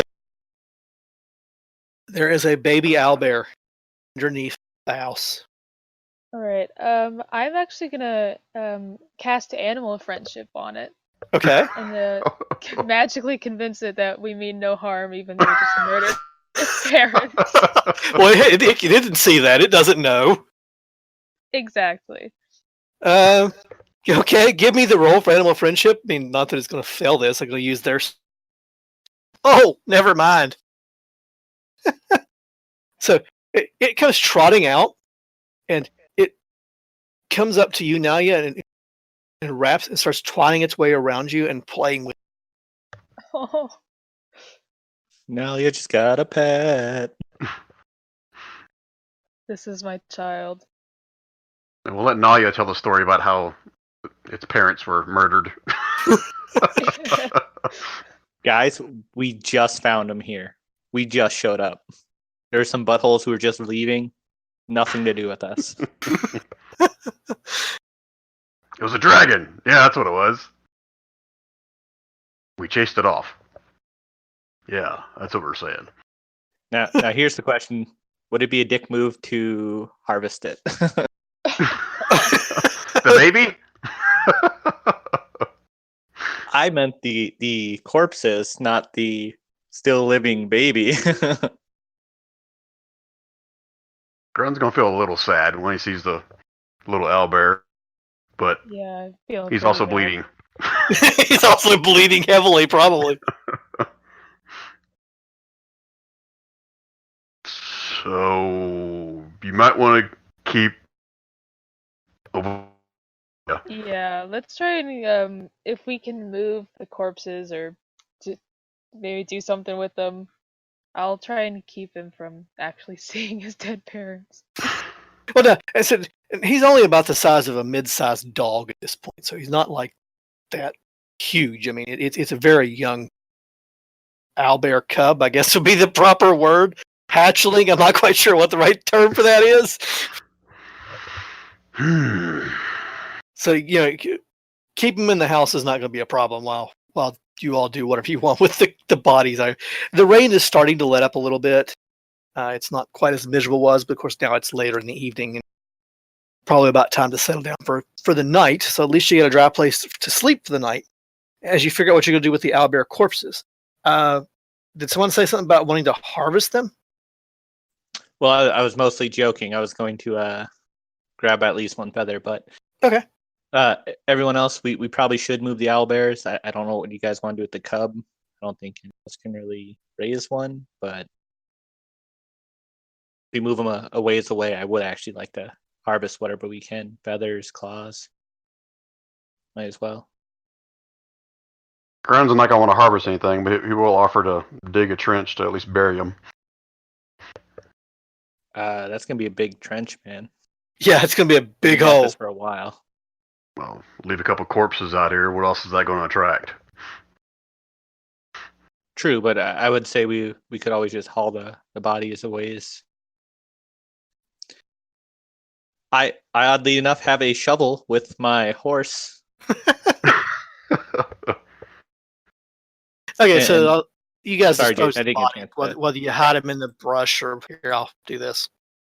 I'll move behind the brush. Can I do an investigation or survival to see if I can harvest some feathers, claws? Yeah. Feathers is not a problem. Getting feathers that's the thing. You don't even make a roll for that. Now, if you want anything particular off of it, more specific than just feathers, then yeah. Well, I don't know if there's anything of value if we go back to town, but at least try to harvest a couple claws. Okay. Go ahead and give me a survival roll for that. Oh, survival? Yeah. Even better. Even better. So you're able to declaw. You roll a d4 for me. Yeah. You're able to get 2 claws intact without any problem off the owlbears. Sweet. Guess I can't end the combat, so the little circle keep floating around. But that's how we know Bertra is special right now. Yeah. Yeah. Because she came in and wailed him. Man, poor Grun, you feel like crap, Grun. Yep. In both ways, both physically. Yeah. Grun, just remember, it's circle of life. They attacked. We didn't know. I don't think any of us would have been able to figure that out. No, it just still doesn't make it feel any better.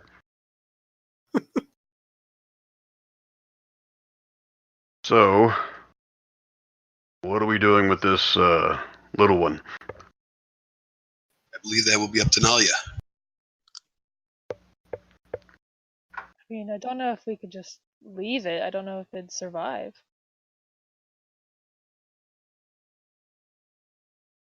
knows if it's going to survive if it goes with us. Out of character, do I know anything about owlbears? That's a good question. You're a druid, so give me a nature check. Yeah, at least give it to her with advantage. Oh, being yeah. a druid. Sorry, I should have said that already. Okay. Would I know anything about owlbears? You might, Bertra. For you, it'd be more of a history check, but it don't matter. Now he's fairly knowledgeable, if not now, general species of the animal that is. I'm not quite sure if it's a bird or if it's a mammal yet. I guess birds are mammals. So, but do you know roughly what you can feed it? You know that at this age, if it was left by its die, either of exposure or predation of some kind. You also know that you could probably train it, raise it as a pet. No way. Wow. That's awesome. Until it gets bigger and someone finds out who killed his parents. Hey, it wasn't me! I point at Dash and I point at Bertra. Run, not now. I mean, it would take. I it feel would so take you- bad if we didn't keep him. I mean, it would take some time and some practice with it to train it, but you could raise it. I think we should. We can sell it if it gets too hard. like in the Find saber. option center. Like every Easter and all the bunny rabbits everybody buys. So since I missed it, are we on our way to go after the bandits or? Yes. Yeah. Okay, so Yeah, you kind of got stopped. gotcha. Nalia, do you think if we kept moving forward, you could keep it out of getting shot by a bandit? I could try. Well, it's nighttime now. We're going to have to actually rest for the night, I'm assuming. Yeah, you probably don't want to take a long rest. I mean, I'm sure Grum wants to take a long rest, Yeah, he's about ready for a little bit of healing. but yeah, it's late enough in the evening that you all could fix your evening meal and call it a night. So if you want to set up camp here in the house, you can. The rain is starting, still coming down. In fact, it's coming down enough that the stream behind the house, you can see that it's not in danger of washing the house or anything like that, but you can tell the stream itself has got a lot of water in it. It's rut water now, difficult terrain to cross that. Grun's not going to volunteer to take first watch. Can't imagine why, Grun. I'm going to find a quiet spot in the corner somewhere and try to snooze some of this pain away. Okay, so her Dash is taking first watch. Give me a perception check, Mr. Take Dash. second. Okay. The evening passes without, or your watch passes without any notable things. You do hear a few things moving around in the rain. Nothing nearly the size of an owlbear. And you pretty sure you hear something munching on the corpse of the owlbear. Any chance I can move a little bit closer and just see Go for it. if there's anything cool? As Matt Mercer says, you can sure try. So just so I'm clear, everybody got a long rest, right? That was successful? Yeah. Do I need to roll a stealth or anything? Yeah, if you want to be sneaky about it, you do. Heck yeah.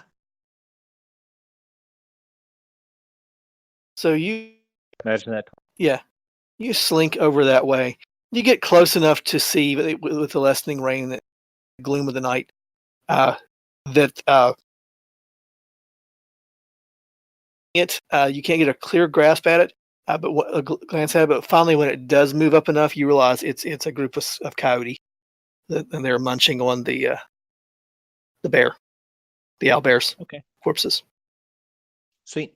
I'll move back to the door and remain on visual.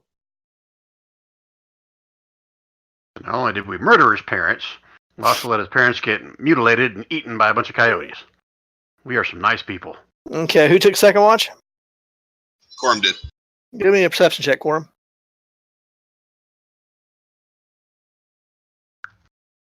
It's raining.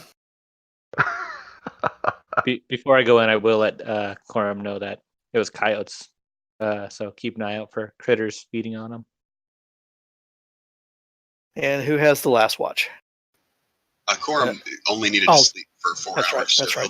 he'll do That's right. Those damn elves. Okay, so by the time the sun comes up, the rain is raining. It's more of a misty rain by that point, and there is a heavy fog on as you're able to continue your journey toward this little town there. Let me switch you back to the actual region map. Dash, just bring you in. We have horses here. They're tied up at the front of the house, so we'll all be on horseback. Sweet. Yeah, I had a couple things I wanted to pick up, but And Bertra is riding a I didn't get a chance to rhinoceros. send over to you. A rhino? Wow. I'm a little jealous. Yeah. And Grun both went to go get it. Neither one of them knew what the hell.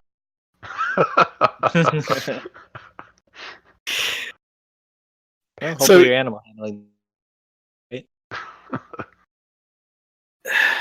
You continue on your travels, and it takes another day or so before you arrive in High Griffin. You've been on the road about 3 days now, maybe 4. The time that you knew it was taking you to get the area when you arrive in the town of High Griffin. Now, let me describe the town of High Griffin. As you roll into High Griffin, it's a town. Well, there's 2 streets, but that's because there's a crossroads here. But everything is right around that crossroad.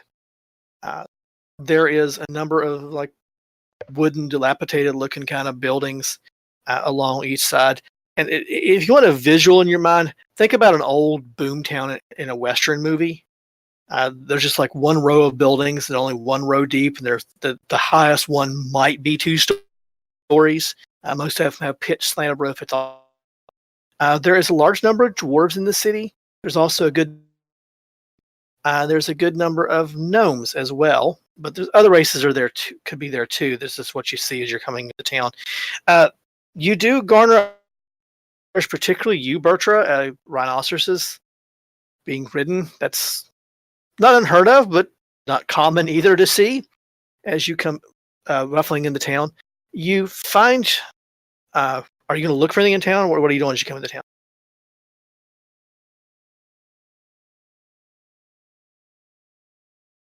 Do we need to reply on anything? We got to start asking or try to figure out where the bandit headquarters is, or how.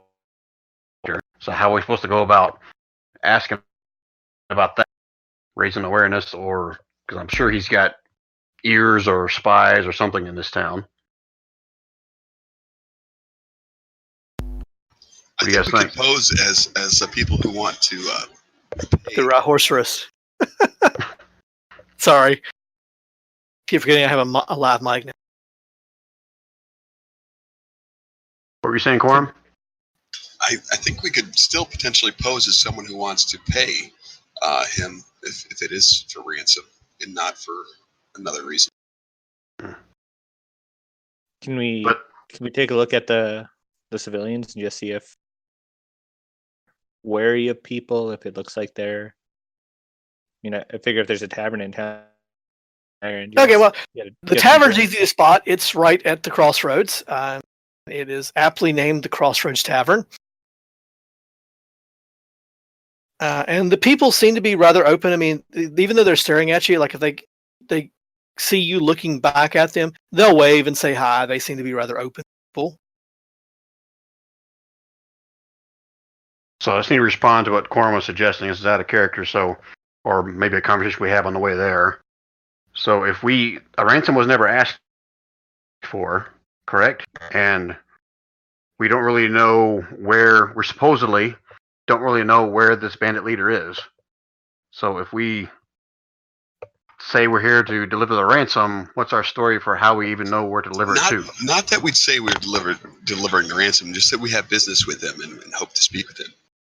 Yeah, but how do we know he's here? Well, we don't know he's here. We don't think he's here. We think he's a day's travel or so north of here. We just would like to have a little bit more info if it's here, whether, which direction exactly it's in, or if there's any other specific things that we could follow. The downside with that is that a little forward, just coming out and saying, "Hey, we're carrying a bunch of money to pay somebody." Could we? That's what I'm saying. We just don't necessarily say anything about a ransom. I Gotcha. was just saying that I thought that we did talk about that before, and that was one of the things that the guy was looking for. I think, Jason, you just said quite possibly, or I don't remember exactly what you said, but I thought it was. If I'm completely From the story I got, it was basically he kidnapped her to possibly put a squash on the agreement, the trade agreement between Gumstar it Stronghold. could be like a rivalry thing. Correct. Too. Yeah. So Okay, Grun's not all that about announcing our presence that we're looking for the guy. He'd much rather keep this more of a stealth, even though he's not stealthy at all. But he's up. He'll go with whatever the group comes up with. And Bertrand, look as you might something to indicate that they sell any kind of potions or magic items in the streets. Worth a try. So could we? My suggestion would be that we just go into the tavern and get some drinks and start asking about local news. Just if there's anything that we need to be aware of if we're traveling the area. Anyone else have any better idea or other ideas? I checked the local constabulary. The local what? Officer of the law. Oh. Guard shop. There is a magistrate's office next to the tavern. Next to the tavern. Yes, side by side. Okay, good small town. Yes, very small town. Maybe there might be a dozen buildings, guys. So Grun's going to hear Grun's suggestion and Dash's, and Grun will be more inclined to go. I'm still not sure we can trust anybody in this town. Even the magistrate may be somehow in league with this bandit guy, but I could just be being paranoid. I think it's a good idea, Bertra. Questions for Dash. Are you displaying your band? Oh, was the group displaying our band? No, not those bands. Your bands as a rogue. Oh, I wouldn't be necessarily hiding it. I would be. Okay, that's just what I was seeing.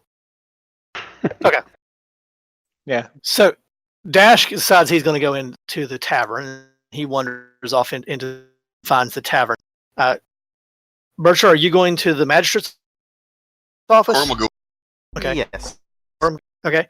So I'll kind of split it here, and since Bertrand asked probably first, with all of the other two, you drinks at the bar, while Bertrand goes into the constable office. Say it apparently. You walk in the office. It's a very small office. It's pretty much open the door. It's maybe a 5 by 5 foot square office. I mean, there's more behind the building, but where the physical. And there is a rather ancient looking dwarf sitting at the chair there, and he looks like, "How may I help you?" I need information on a certain group of bandits that's been working this area. I'm looking to maybe cash in on a reward. Bandits? What do you mean bandits? Let me look. Hold on. He starts looking through the drawers in the desk.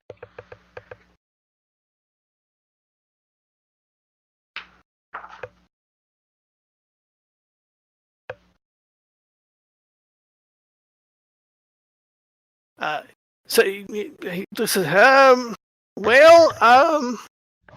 and he pulls out a couple of like. They probably should be hung up. They're wanted flyers, or what they are. That came from Gumtar Strom, and you can see them whether they came from. There's this. His name is Flint, and he's wanted for pretending to be the heir to the throne of a dwarven empire. Well, there's this guy. We haven't seen him in a while. His name is Horn.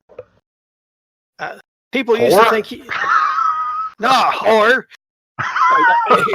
He's Grun with him. I'm sorry. I got to put myself on mute for a second. His name is Horn. Like that friend of your head out there. But we haven't heard much from him in a while. He used to have a place north of here. Go up the road about 4 miles or so, and then go back towards Strongmare cross country, and you find it. But then there's Hang on. This place Horn had. a Horn. He had this. I don't know what to call it. Kind of dug some tunnels in the ground. Wasn't good dwarven work at all. Wasn't good dwarven work at all. Mostly dirt. We don't like dirt.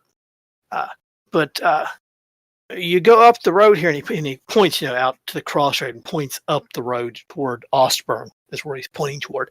Because you go that way, go to, is you find the tree that's been hit by the lightning. And when you see that, you want to swing northwest for about a day's ride. You'd be there. And what's this guy wanted for, or known for, or whatever? Well, he's a bandit. You see, he robs people. Okay. We knew his place there, but he hadn't used that one forever. We checked, about 4 or 5 years ago, something like that.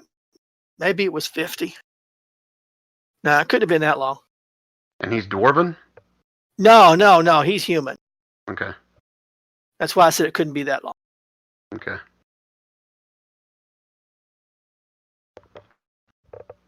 But now he does have money on his head. He starts looking at this 25 gold pieces. He must be one heck of a bandit. Yeah, he's pretty bad. He turns the flower around, and he lays it on the counter there between you. The flower is ancient. It's bedraggled. It had been hung up at one point. You can tell where it's been ripped down at one point and put in the drawer and been flattened for a while. The on it, it's ancient, but it has a picture, a sketch of and beneath it says in common, Oliver Horn wanted for 25 gold pieces. Oliver Horn. Okay. All right then. I asked the dwarf one more thing. Are you the only one who works here by any chance? Have you seen the town outside, lady? That's why I asked. I don't know. I thought maybe the only thing we do here is mine, drink, and fight dog moles. Wait, what's a dog bowl? A dog mole. About yay big, yay high. He holds his hands out, maybe about waist width, up to about his knee. Because we dwarves raise them to help with but we don't use them much for that around here. It's too soft. But we do like to keep them around. And a couple of the fellas decided to build a ring out back and they've been fighting. There's nothing illegal about it. It's what it is.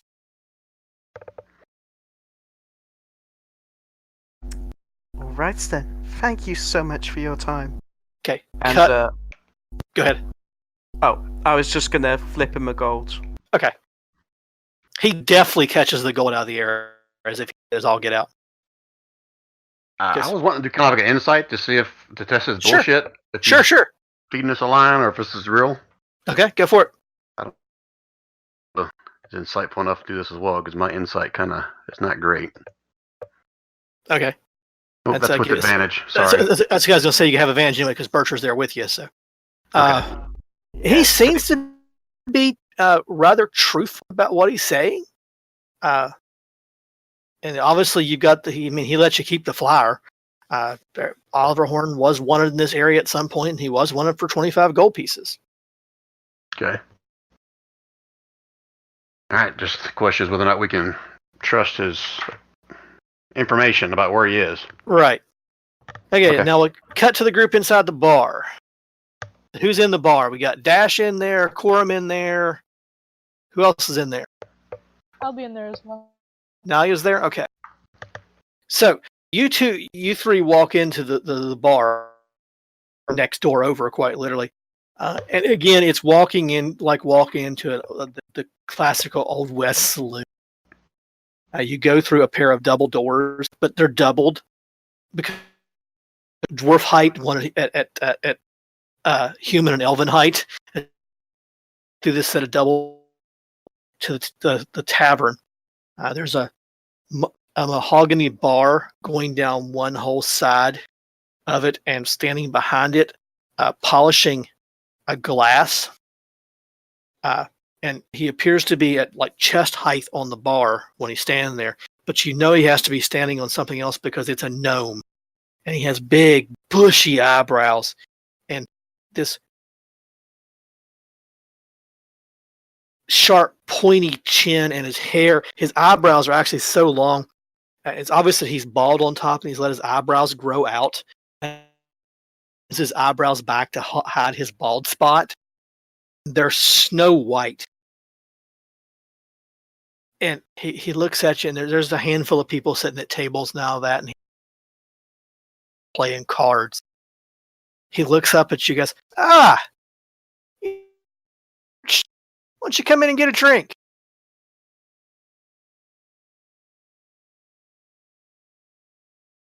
Quorum obliges. What do you want there, elf? What would you like to have? A simple ale would be nice. Oh, we can do that. Yeah, we could do that. And he walks down the length of the bar, and there's these three hands, and he pulls out a glass. He grabs one of the handles and pulls it, and the ale comes running out of this handle is attached to a pipe. He comes back and he plunks it down on the bar in front of you, Quorum.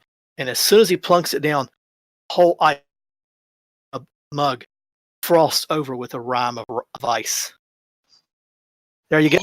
That'll be 1 copper piece. Quorum hands him a copper. Wow, Graham would be drooling right now if he was there. So you must be the group we were told about coming into town.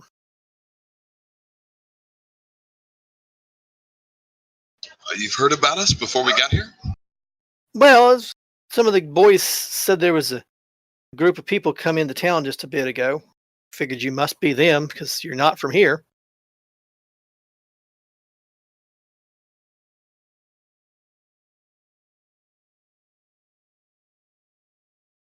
Oh yeah, we weren't sure if we were coming through this way, but we've got business to the north, and so we decided to pass on. Now that I know that your establishment serves frothy cold beer without me having to froth my own, I think that I'll be recommending this place to all my friends. Well, thank you. We appreciate it. We worked quite hard on the. And then he reaches over and he plunks by and comes back down the mug and says, "The real trick, you see, is in the runes. flips another mug upside down.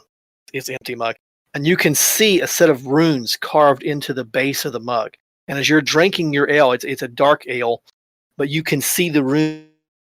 There's a real trick into the ruins. Those are hard to do, but you get the right person with that kind of, they can do wonders with. Ah, I see him now. Excellent. Most excellent. And he gives him another copper piece.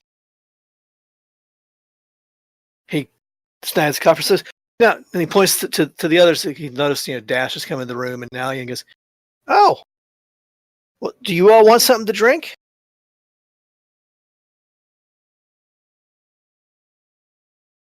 Do you have water? Yes. Would you? And he's the arms. Do you need a bowl for your friend as well? Yes, I would love one. Excellent. I'll take care of that. And he trots back down through there, and he produces like a almost a pan size bowl, kind of shallow, and he goes to another one of the nozzles, and he makes an adjustment to it, and he pulls it, and water pours into the pan. He sets that up on the thing, and he does the same thing for it. He produces a glass. He does the same thing, and he brings there. I'm assuming you don't want this one cold. And he lays the pan, sets the pan on the bar. But yours, do you want it cold, lady? Oh, yes, please. That'd be nice. And he taps on the glass, and he plunks it down on the table. The same thing that Coram saw. Ice spirals up from the base of the glass, and the whole glass is just round in frost. Thank you. You're welcome. You're welcome. And that'll be it's water. Don't worry about it. Thanks. You got any good whiskey? Oh, whiskey. Now we have plenty of that. We got a guy here makes it. Oh, he makes his own whiskey. Oh yeah. Well, he tries. He kind of smiles and he goes, "So we got his," and he holds up this bottle, a squarish bottle, and the liquid in it looks almost red. And then he holds up another bottle, and it's a beautiful amber colored color. He goes, "And then we got the real stuff. So which do you want, local or real?" I feel like you always have local flavor, and I'll start with the local, and can I just get a? Okay. So he whisks out a shot glass, pours you in, and he shows you, "Remember, you asked for the local first." He shoves it over to you. Gives 1 copper. Okay, and I'll also take a shot of the good stuff, but Okay. Dash He will sip. pours it and goes, that'll be 2 copper. Okay. And I see that game going on in the back. How does one find a seat at that as I'm take a sip of the local flavor? Okay. The local burn, not in the good way. It's not bad, but it's not great either. It needs some work. Remember, I told you. And the game, you need to go talk to them. It's just a couple guys playing cards. Yeah, that local flavor's a bit to work on. Take a sip of the real stuff, and I'll make my way over to the real stuff. It burns, but it burns in all the right ways. Perfect. I'll hand over 5 copper and say I'll be back for some more of the real stuff. Okay, I have it right ready. Just holler when you want it. Perfect. Now you walking over to the card table. Yeah. So as you walk over to the table, there is 3 people seated at the table. One is a dwarf. He seems to be maybe middle-aged for a dwarf. The other is a human. I can't tell his age that well. Probably middle-aged, maybe a little bit on the young side, but more likely middle-aged. And the last is a half-elven gentleman sitting there. And the human, you quickly notice he has 3 bands on his right wrist. 3 gold bangles. He looks up and he goes, "Yeah, want us to deal you in, brother?" Of course, my friend. So you sit down there and he starts dealing the cards. 1 second. Corn will get in on that action if there's room at the table.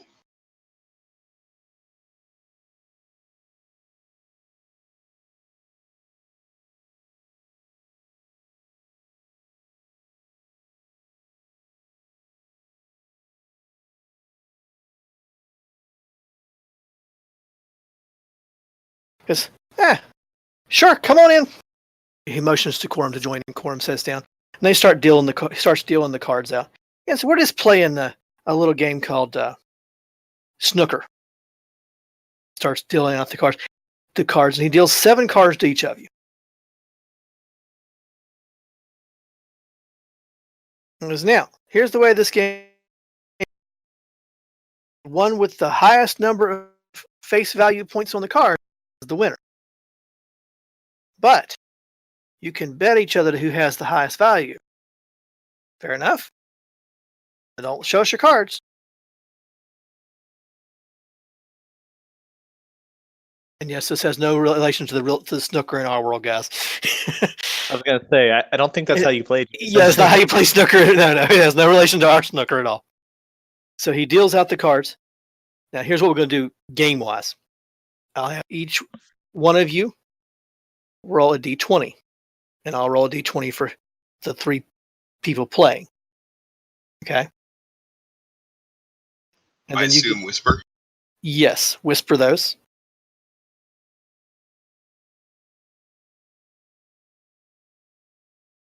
Shit, how do you just whisper roll a d20?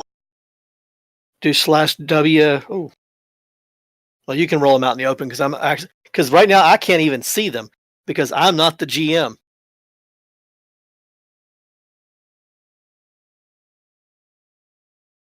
Our guest monster is, and he's actually watching the rolls right now to keep me honest. And as a note, I'll be watching my cousin over there a little bit more than anyone else. Right.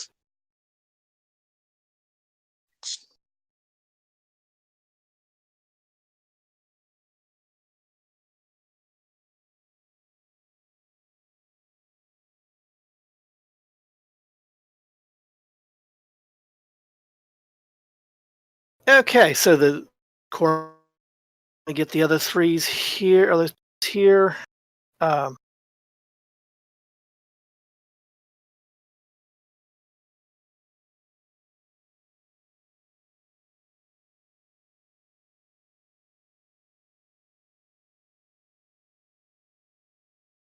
Okay, sorry, I had to get my dice so I could actually roll, so you all couldn't see it. I probably should have asked what the buy-in was. Has there been any buy-in? No, there's no buy-in yet. It's now. You've always got your cards, right? Now, if you think here's how it works. If you think you got more points than my hand has, you can place a bet, and then if each one of us will ante up, if we think ours is higher, those that want to drop out can drop out. Whoever has the highest or whoever's left at the end, they're the one who gets the pot. So I'll start out. I think I got the better hand. I'll throw in.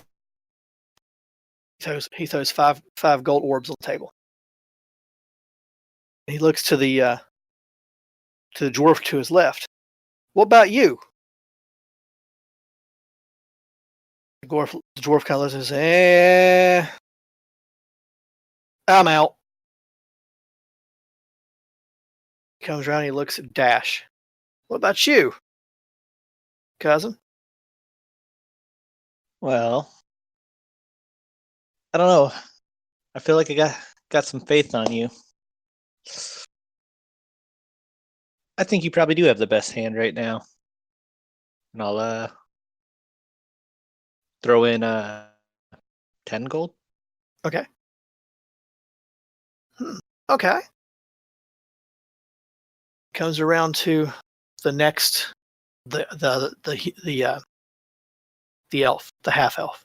the group. He goes, "What about you?" "Yeah, I think I can match that. Yeah, I think I can beat him." He throws in 10 gold. Then he comes around to Corum. "What about you, sir?" You got me beat. I'm out. "Okay, you're out. So that leaves 3 of us playing." He looks at. So that brings it back to me.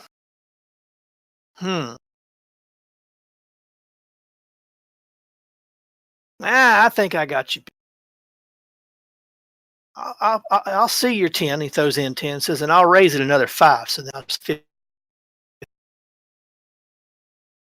He goes around to the other one to his left. "What about you?" Nah, I'm out." "Well then, cousin, looks like it's just me and you. Think you can beat me?"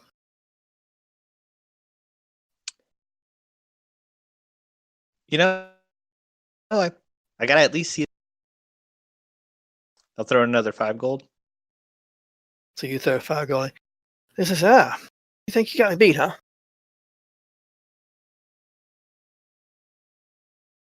So what brings you to town anyway, cousin? Looking for somebody? Just traveling through the area, looking for a friend's sister. Just trying to find a woman who got lost on her way home. Oh. Total mission of mercy, huh? Yeah, kind of. Looking for family. Hoping for a good pay. Hoping for a good payout in the end, but yeah. Yeah. You might want to check toward Osborne. Look for the tree with light that lightning hit. You know what? I still think I got you. I raised another 10, so there's like about 60 gold in there now. What everybody's put in around the table. What do you think? You know, this is a pretty good hand. I need to think a moment on it. But you're saying out towards Osborne? Yeah. You know if there's a lot of people out that way, or is it a pretty boring town, pretty boring trail on the way? Osborne's not much more than this, just a whistle stop. But gotta watch that road. Bandits travel that road. Oh. It can always be a bit rough, but hey. They don't expect to see anyone all the time, do they? I mean, they pretty much just look for slim pickings. Yeah, well. So what do you think? You think you can beat me? Nah. You know what? I think you got this. You got this? Yeah, I think you're right. I'll fold my hand. Okay. So you fold his hand. He breaks all the coins and says, "Yeah. Be careful. Oliver Horn's been seen out that way." Oliver Horn? I don't know if I've ever heard any relation or just Nah. He's more in it for the coin than family. Look, I gotta go. And you notice at this point that the other 2 people have already left while you guys were talking. So it's just the 3 of you sitting there. So I gotta go too. I gotta get back to work. But you might want to come by the dogfighting ring, by the dog mole ring tonight. Be a good match.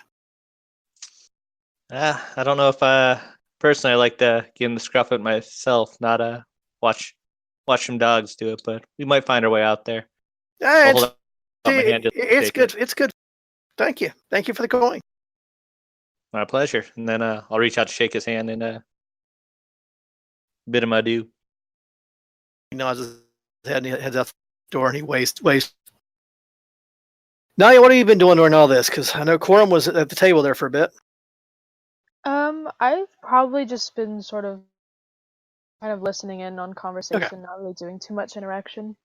The conversation's been pretty humdrum in the bar. The biggest thing that they seem to be talking about is tonight. Okay. I'm sure that probably strikes a chord.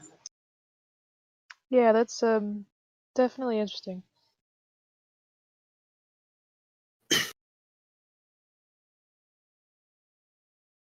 So I'll look back to Corman. Do you guys want to go regroup with everyone? Well, I You give figured a- probably about halfway through your game, the other two probably wandered in a good half hour or so for you all to go through the game, play, and all that. Gotcha. Yeah, I say we start. What time is it right now? Do we have time to get up to the or out that way? You could head out that way. It's probably mid-morning by the Okay. time you made it to High Griffin. All right, guys. Fun. We got some valuable information, and I think we have a direction now. If Grun's been here for a few minutes and he's had one of these cold beers, Oh, yeah. he's gonna have a hard time carrying away. It's like, all right, just one more, and I'll be ready to go. And they order another one. Actually, Grun, these guys make a great local whiskey you should try. Way better than the ale. Who was that? Was that Dash at the last place? Try to get him to drink the whiskey and. No. I was trying to get you to drink some wine. This is whiskey. This is way better. It's No, but I not thought so there was fruity. something. It was lightning, wasn't it? Drink me. I was like, okay, you passed out. I thought that was whiskey, wasn't it? I don't remember what that I was. I think do it was remember whiskey. the drinking contest, but I don't remember what you guys were drinking. Oh, no. Yeah, I do know what you're drinking. You were drinking Stone. Yeah, that's what it was. Yeah. Come on, Grun.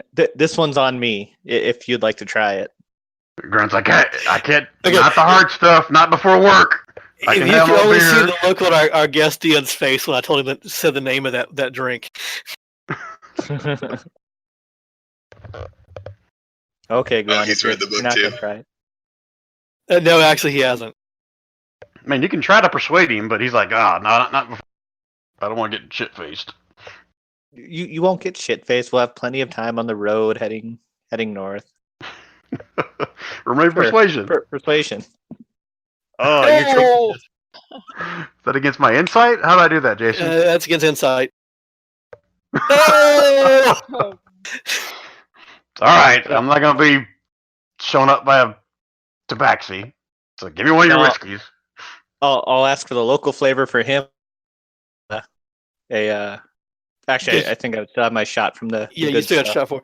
So he kind of lets you know, he goes, "You're giving it to him." Yeah, he Okay. wants the local flavor. Okay. So the buddy. bartender pours the two, and Grun, you can see the decided difference in the color because the one you're handed is much more red than the one that Dash is drinking. Okay. But Do you- do I know any better?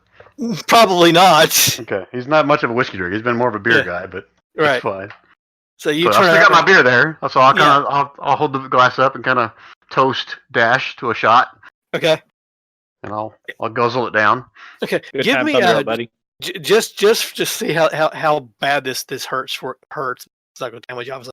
Give me a Constitution save. Constitution save. Yes. Okay. So it burns on the way down, but you've drank stuff that's worse. As far as the stone piss was far worse. So Worse than this. yes, went down. Okay. So you're able to keep a straight face.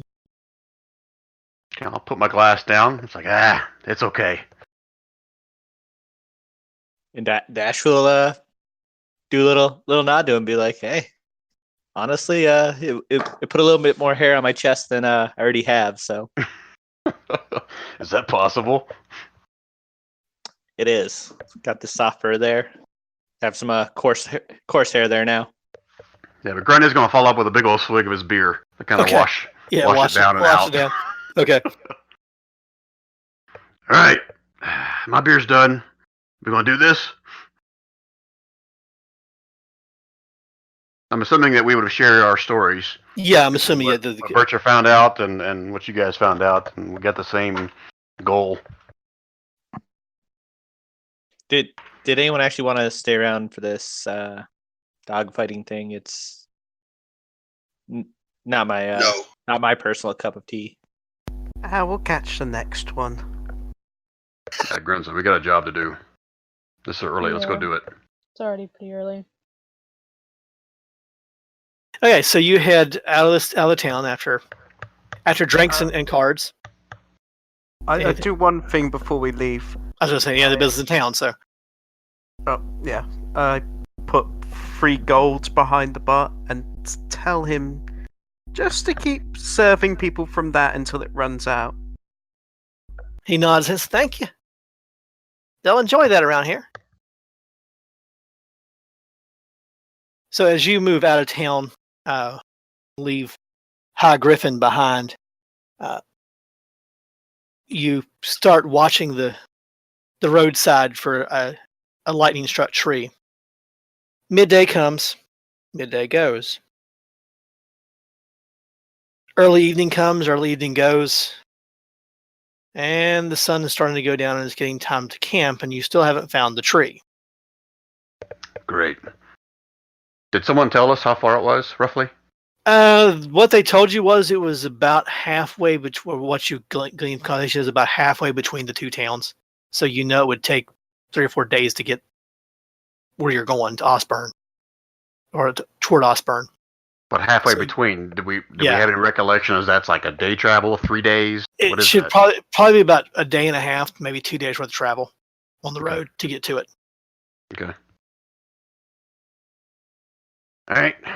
Well, I guess we need to look for a spot to camp for the night. And then you see an overturned wagon. No, just kidding. To be fair, I'd be pretty excited if there's an overturned wagon. There's a safe place to stay. Yeah, If you not, it also- will be in a minute. You haven't really seen anybody traveling this road since you came. I mean, there's obviously traveling. It just you encountered anybody since you got on the road. And one of the people in the town said, keep an eye out, right? On this road north, correct? Yeah. All right, so do we need to find some kind of like out-of-the-way place to camp, or are we going to camp out in the open? Well, if we're looking for somebody, maybe it's best if he finds us and saves us a few days.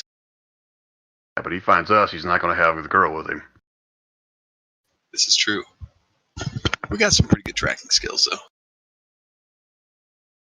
Well, Gun's I- going to suggest we find some kind of a secluded place, something that we can well defend based on the in town abandoned stuff on this road. Okay. So the area you're in is kind of like a low rolling hills kind of area. So finding a low spot in the hills or even a high spot, depending on whether you want to hide or be open and be able defendable, it is easy enough to do. Far enough off the road, and even though on the map it doesn't show trees, there are these light trees, foliage, and stuff in the area, so it's not like it's a plain that you're on. All right, guys, what are we doing? Let's have a vote. Do we want to be out in the open? Do we want to be somewhat secretive? We can be off the road. What if we make a fake campsite close to the road and one more hidden away from it? That way, if bandits come, they go to the fake one. Oh, We can lay in wait. I like that. I like that a lot.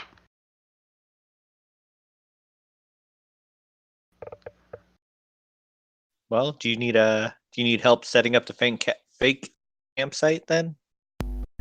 All it Everyone else all for real? all it should take is just to just get a few fake, just put some rocks around it maybe and some firewood. Just make a fire there. Doesn't have to be perfect. Just has to look like something and get them close. I think they would need at least a body or two there, so that way. Bedroll, some rocks in it. Yeah, Grunt will volunteer to let them use his bedroll, and he'll just sleep out in the grass. Okay. Corum, you So- never sleep. You mind giving up your bedroll? Birch will give up her bedroll because she doesn't need it Lightning technically. volunteered. I'm just joking. So with a little bit of work, you all managed to scrounge up some bed rolls and stuff and make a fake campsite. Who's going to be the main person doing the construction or organizing the construction of this fake campsite? I mean, I've made plenty of campsites in my time with my soldiery background, so Okay. definitely help. So give me a deception check so I can see how good you make up this fake campsite. Oh, deception, huh? You are trying to deceive people here. Okay. You put together a fairly convincing looking, or you feel it's a fairly convincing looking campsite for near the road there. And then now, where are you guys going?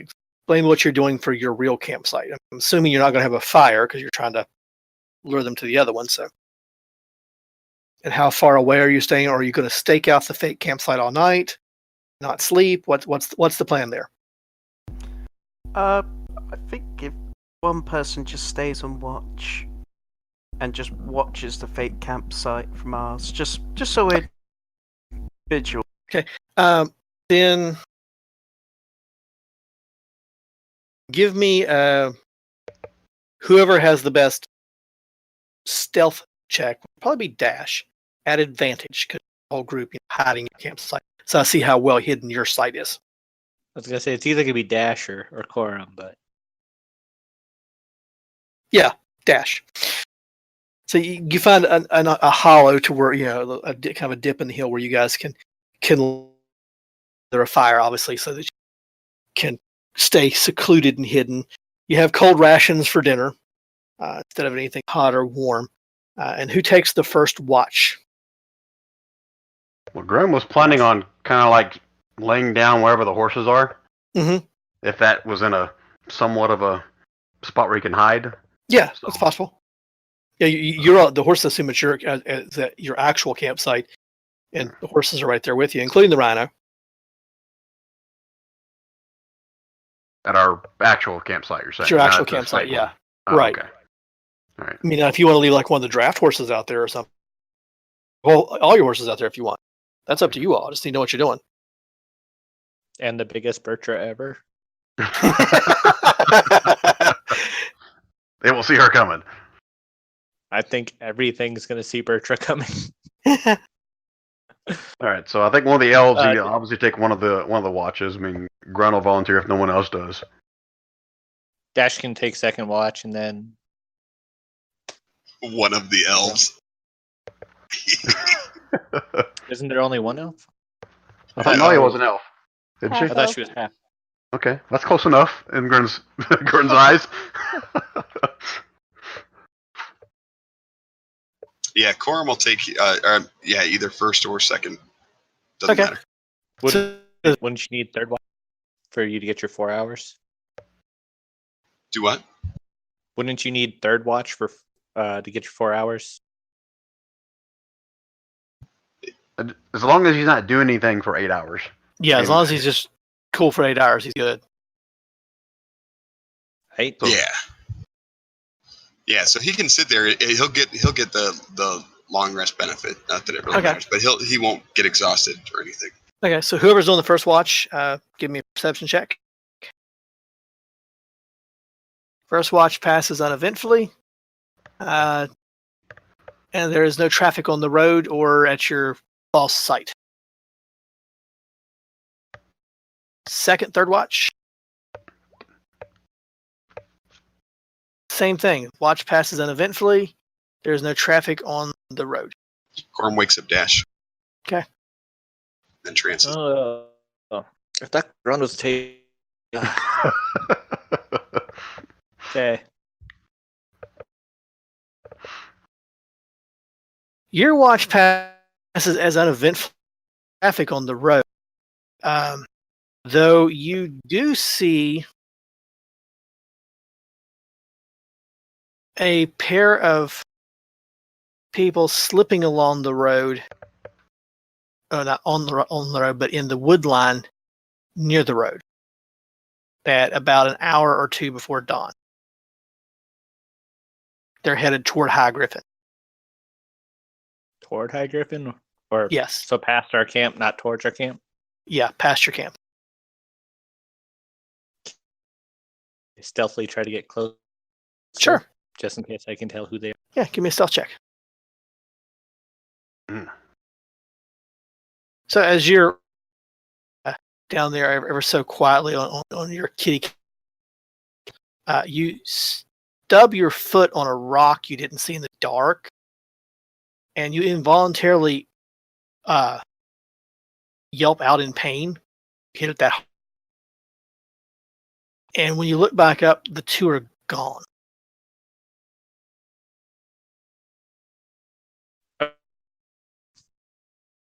I guess I'll actually can I just still creep over towards where their tracks were to make sure they're Sure. still going towards High Griffin and not. Yeah. You get close enough to where they're at. Said, and they were moving along just inside the wood line where the trees are at, and the tracks seem to indicate that they're still going toward High Griffin. You can see where they stopped, and it stopped probably when you yelped out, and then the strides lengthen out, so they probably took a dash for a little bit, and they moved to the wood line. But you can't, as dark it is, you can't track anything beyond that. Can I tell at all if it's maybe like a dwarven footprint and give me and a half-elf investigation footprint? check. Investigation. Yeah. These appear to be lizard men footprints. Oh, interesting. And you said it's a couple hours before dawn, or? I guess I will make my way back to the group. Okay. Seeing Nalia and Bertram haven't been on watch, I'll wake up Nalia and just let her know what I saw and ask her if she thinks there's anything we need to worry about, or just let them on their way.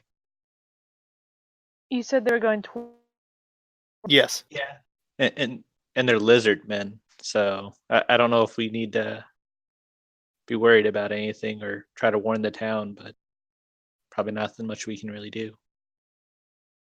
Are there any sort of like present stereotypes against lizard men? Like, are they No. known to be? Well, no. Well, it depends on where you're at in the world, but not in this part. Not in this region. This region is kind of tropical, so a lizard man is not an uncommon thing. I mean, it shouldn't be common either, but they're not uncommon. But are they friendly to the local people? Are they hostile? That you really don't know. I was gonna say basically it's either Dash is slightly racist right now, or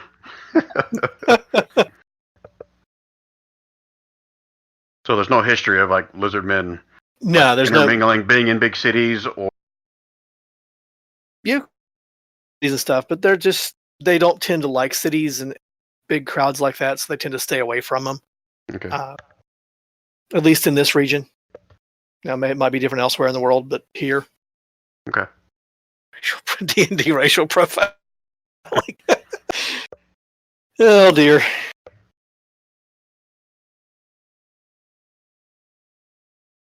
I don't know. I don't think we're kind of we need to kind of watch how much time we spend. So I don't know if we should necessarily go after them if we don't know for sure. good point. You and your cub go back to sleep. I'll leave you guys in a couple hours. My bad. Okay, so Alright. the rest of you, the watch passes uneventfully. Sun comes up and you can go through your morning routines. Long rest if you guys need them.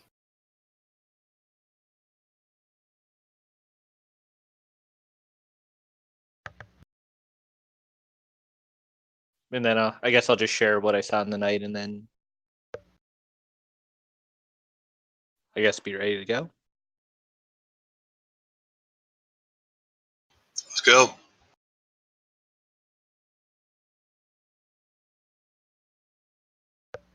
Gren will do his morning business next to a tree somewhere, not out in the open. Make sure he lets Quorum know so he doesn't step in it.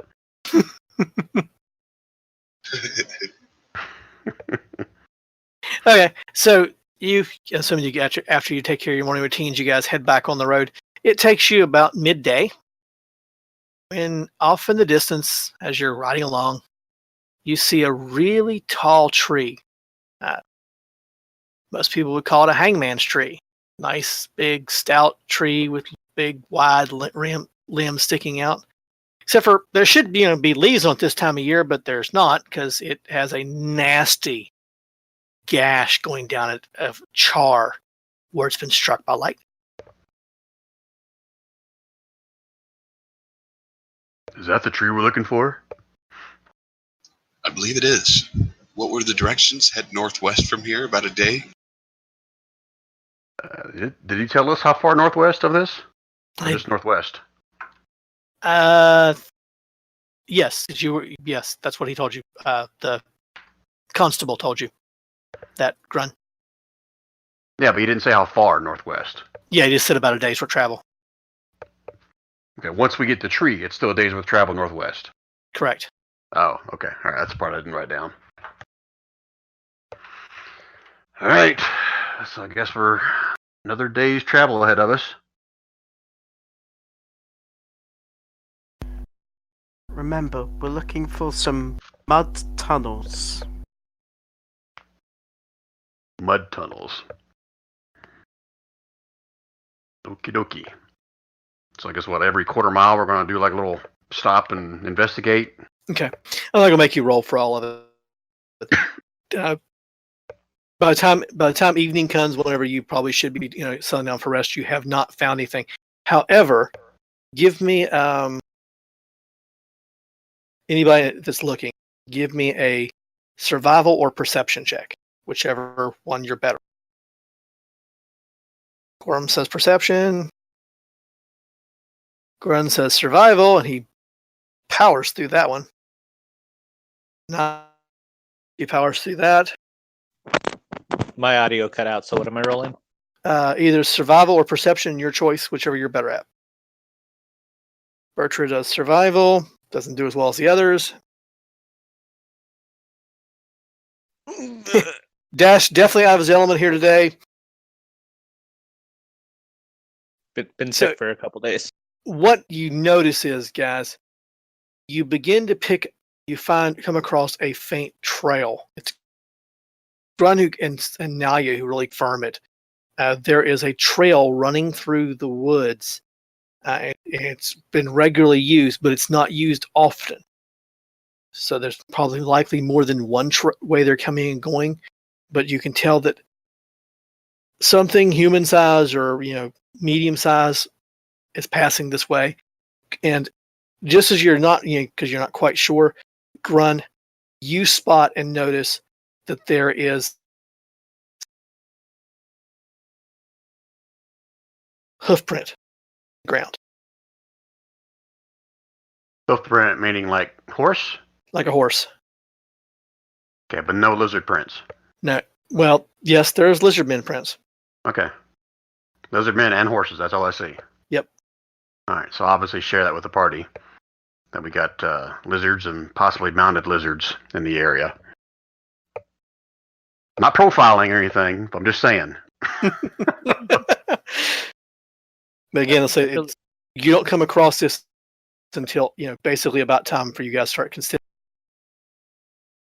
And just so I'm clear, hoof prints could also be Minotaur, could it not? Well, yeah, technically, but you would probably recognize the difference in that and a horse. Okay, I hope so. Simply because of the gait. Why are you casting? So I was thinking, before we set up camp, obviously he wants to get it where the sun's setting in the sky, an orange glow, not to where he illuminates himself high in the air, but he wants to fire wings to kind of go up into the air and scout out around he sees anything nearby or any potential dangers or this place that we're looking for. So, as the rest of the party's camps, you sprout wings. It's like what? Flap your way into the. The rest of you will deal with that, but and you get you see Corn sprout wings of fire and fly into the sky. Do I get any perception at advantage from here? Yes, give me a perception roll at advantage.